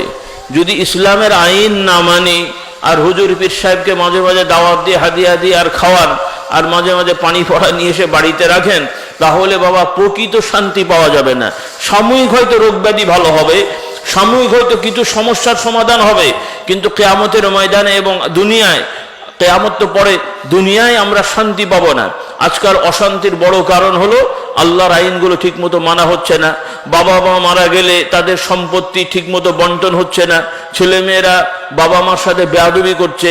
এরপরে পারিবারিকভাবে স্বামী স্ত্রীর মিল মহব্বত নেই, গালাগালি মারামারি করছে। এগুলো খুব বড় অপরাধ। আমার যুবক ভাইদের সাবধান করে দিই, খবরদার বউদেরকে গালাগালি করবে না, মারামারি করবে না। এবং মহিলাদেরকে বলছে, আপনারাও স্বামীর অবাধ্য হবেন না, স্বামীকে ক্রিটিসাইজ করবেন না, স্বামীর কি বলে নফরমানি করবেন না। এগুলো বড় গুনার কাজ। রাসূলুল্লাহ সাল্লাল্লাহু আলাইহি ওয়াসাল্লাম বলছেন, আল্লাহ তাআলা আমাকে জান্নাত দেখালেন, জাহান্নাম দেখালেন। আমি জাহান্নাম দেখলাম, আর জাহান্নামের মধ্যে মেয়েদের সংখ্যা আমি বেশি দেখলাম। ছেলেরাও আছে, মেয়েরাও আছে। প্রশ্ন করা হলো, কিছু মহিলারা ওখানে ছিলেন, স্বাভাবিক মনে একটু কষ্ট লেগেছে যে কি কারণে মহিলাদের সংখ্যা বেশি হলো। তারা প্রশ্ন করলেন, ইয়া রাসূলুল্লাহ সাল্লাল্লাহু আলাইহি ওয়াসাল্লাম, মেয়েরাজে জাহান্নামে বেশি কি কারণে হলো? রাসূলুল্লাহ সাল্লাল্লাহু আলাইহি ওয়াসাল্লাম বললেন, কারণ হলো যে তোমরা কুফরি করো, নাফরমানি করো, অকৃতজ্ঞ হয়ে চলো। আমি বলছি না যে তোমরা আল্লাহর নেয়ামত বা আখিরাত পরকালকে অস্বীকার করো। তোমরা কুফরি করো কি, যে তোমাদের স্বামীরা যাই ভালো করুক না কেন, একটু মানে একটু অল্প থেকে একটু সামান্য 19-20 হলেই তোমরা তখন স্বামীদেরকে ক্রিটিসাইজ করে বলো, তোমার থেকে আমি ভালো কিছুই পাইনি। হ্যাঁ, সারা বছরে ঈদের সময় শাড়ি কিনে দিল, অন্য সময় গহনা কিনে দিল, খাবার দাবার সুন্দরভাবে হলো, পান থেকে চুন খুঁজলেই বলে যে কিছুই দেওয়া হয়নি। আপনাদের এলাকায় মানে বলে না এগুলো? কি হয় না? হয় না? আমার মা বোনদের বলছি, খবরদার এই ধরনের কথা বলবেন না। এগুলো গুনার কথা, বড় অপরাধ। সুবিধা অসুবিধা মানুষের হতে পারে, আপনি আবদার করতে পারেন, বলতে পারেন, কিন্তু স্বামীকে কটাক্ষ করা, বাপ মা তুলে কথা বলা, এগুলো অন্যায়। আর পুরুষদেরও বলছি, আপনারাও আপনাদের স্ত্রীদেরকে বাপ মা তুলে কথা বলবেন না, গালাগালি করবেন না, গায়ে হাত তুলবেন না। বৈষয়িক কারণে, অর্থাৎ খাবারে নুন কম হলো, ঠিক মতো ভাত রান্না হয়নি, একটু অসুবিধা হলো, ঘর ঝাঁট দেওয়া হয়নি, পোছা হয়নি, ধোয়া হয়নি কাপড়, সেজন্যই গাল দেবেন, মারবেন, এগুলো কবিরা গুনাহ। এই সমস্ত কারণে গালাগালি, মারামারি, গালাগালি তো কখনোই করা যাবে না, গায়ে হাত তোলার অধিকার নেই। বউদেরকে মারা কবিরা গুনাহ। কি গুনাহ? কি রাগ করছেন নাকি আপনারা? রাসূলুল্লাহ বলছেন এগুলো ওজিফা। এই ওজিফা যদি বাবা ঠিক মতো পালন না হয়, অন্য ওজিফা দিয়ে আপনি এগোতে পারবেন না। যে যাই হোক, আরেকটা গল্প আছে, সত্য ঘটনা, সাহাবাদের ঘটনা, আমি একটু পরেই বলবো ইনশাআল্লাহ যদি সময় থাকে। রাসূলুল্লাহ সাল্লাল্লাহু আলাইহি ওয়াসাল্লাম বলছেন সহজ রাস্তা। রাসূলুল্লাহকে প্রশ্ন করা হয়েছে, ইয়া রাসূলুল্লাহ, উত্তম ইসলাম কি, ইসলামের মানে ভালো আমল, সহজে বেশি সওয়াব পাওয়া যায়, এরকম ইসলামের কি কি আমল আছে? রাসূলুল্লাহ সাল্লাল্লাহু আলাইহি ওয়াসাল্লাম বললেন, তোমরা মানুষকে সালাম দেবে। কাকে সালাম দেবে? যে এক দলের হলে নিজের দলের লোককে সালাম দেবেন, আর অন্য দলের লোক সালাম দিলেও জবাব দেবেন না, নাকি? কি কথা বলছেন না? তাহলে পরিচিত হোক আর অপরিচিত হোক, চেনেন না চেনেন, সবাইকে সালাম দেবেন। সকলে বলুন সুবহানাল্লাহ। মানে যারা ফুরফুরার লোক, অন্যদেরকে সালাম দেবেন না, দিলেও জবাব দেবেন না। আর যারা অন্যরা আছেন, আমরা সালাম দিলে ওরা জবাব দেবে না, নাকি? কি রকম? তাহলে সবাই সবাইকে দেখলে সালাম দেবো, রাজি আছে ইনশাআল্লাহ? সালাম দিলেও জবাব দেবো, রাজি আছে ইনশাআল্লাহ? এটা বড় আমল, আমি বলি না, নবী বলছেন। এক, আরেকটা হলো তোমরা খাবার খাওয়াবে, মানুষদেরকে দাওয়াত দিয়ে দিয়ে খাওয়াবে।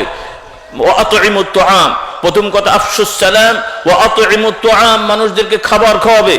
আর শেষ রাতে তোমরা কিয়াম করে সালাত আদায় করবে। সকলে বলুন সুবহানাল্লাহ।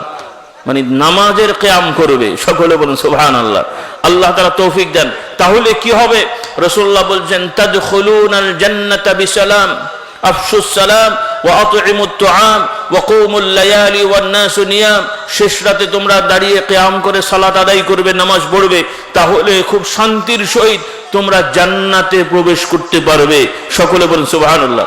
তো আমাদের মুরব্বিগণ এই যে আয়োজন করেছেন ওয়াজ মাহফিল, এর সাথেই সালে সওয়াব, যে আপনারা আমরা, এটা কারো বাগদাদার জন্মদিন মৃত্যুদিন পালন নয়, কারো কি বলে 40-এর খানা নয়, 3 দিনের খানা নয়। এটা হলো আমভাবে মানুষকে মেহমানদারি করা। মানুষ আল্লাহ আল্লাহ রাসূলের কথা শুনবে, দিন শিখবে, মেহমানদারি হবে, আল্লাহ তাআলা বরকত দিন। সকলে বলুন আল্লাহুম্মা আমিন। এই জিনিসগুলো আপনারা খেয়াল করবেন, যেগুলো মুজাদ্দিদ জামান রাহমাতুল্লাহ আলাইহি বলে গেছেন। আপনারা সবাই তাকে ভালোবাসেন। অনুরোধ থাকবে, মুজাদ্দিদ জামানের ওসিয়তটা সবাই ভালো করে পড়বেন, বারবার পড়বেন। একবার পড়লে হবে না, বারবার পড়বেন, তাহলে দেখবেন আপনারা আদর্শটা বুঝতে পারবেন। কারণ হলো বর্তমানে আমরা ফুরফুরাকে ভালোবাসি, মুজাদ্দিদ জামানকে ভালোবাসি, কিন্তু তার অনেক কাজই উল্টো কাজ করে বসে থাকি। তাকে ভক্তি করি ঠিকই, কিন্তু আমরা চলার পথে তার দিক নির্দেশনার উল্টো রাস্তায় আমরা চলি। সেজন্য অনেক জায়গায় সংঘর্ষ সৃষ্টি হয়, মারামারি, গালাগালি, হানাহানি, ফিতনা ফাসাদ সৃষ্টি হচ্ছে, যেটা হওয়ার কথা ছিল না। যদি আমরা মুজাদ্দিদ জামানের নীতি নিয়ে চলতে পারি, তাহলে আমরা নিজেরা তো ভালো থাকবোই, অন্য যারা আছে তাদের সাথে আমাদের কোনো ঝগড়া থাকবে না। সকলে বলে আল্লাহুম্মা আমিন। নাকি আপনারা ঝগড়া করতে পছন্দ করেন? কি আপনারা মীমাংসিত হয়ে চলবেন না ঝগড়া করে চলবেন? কথাও বলছে না।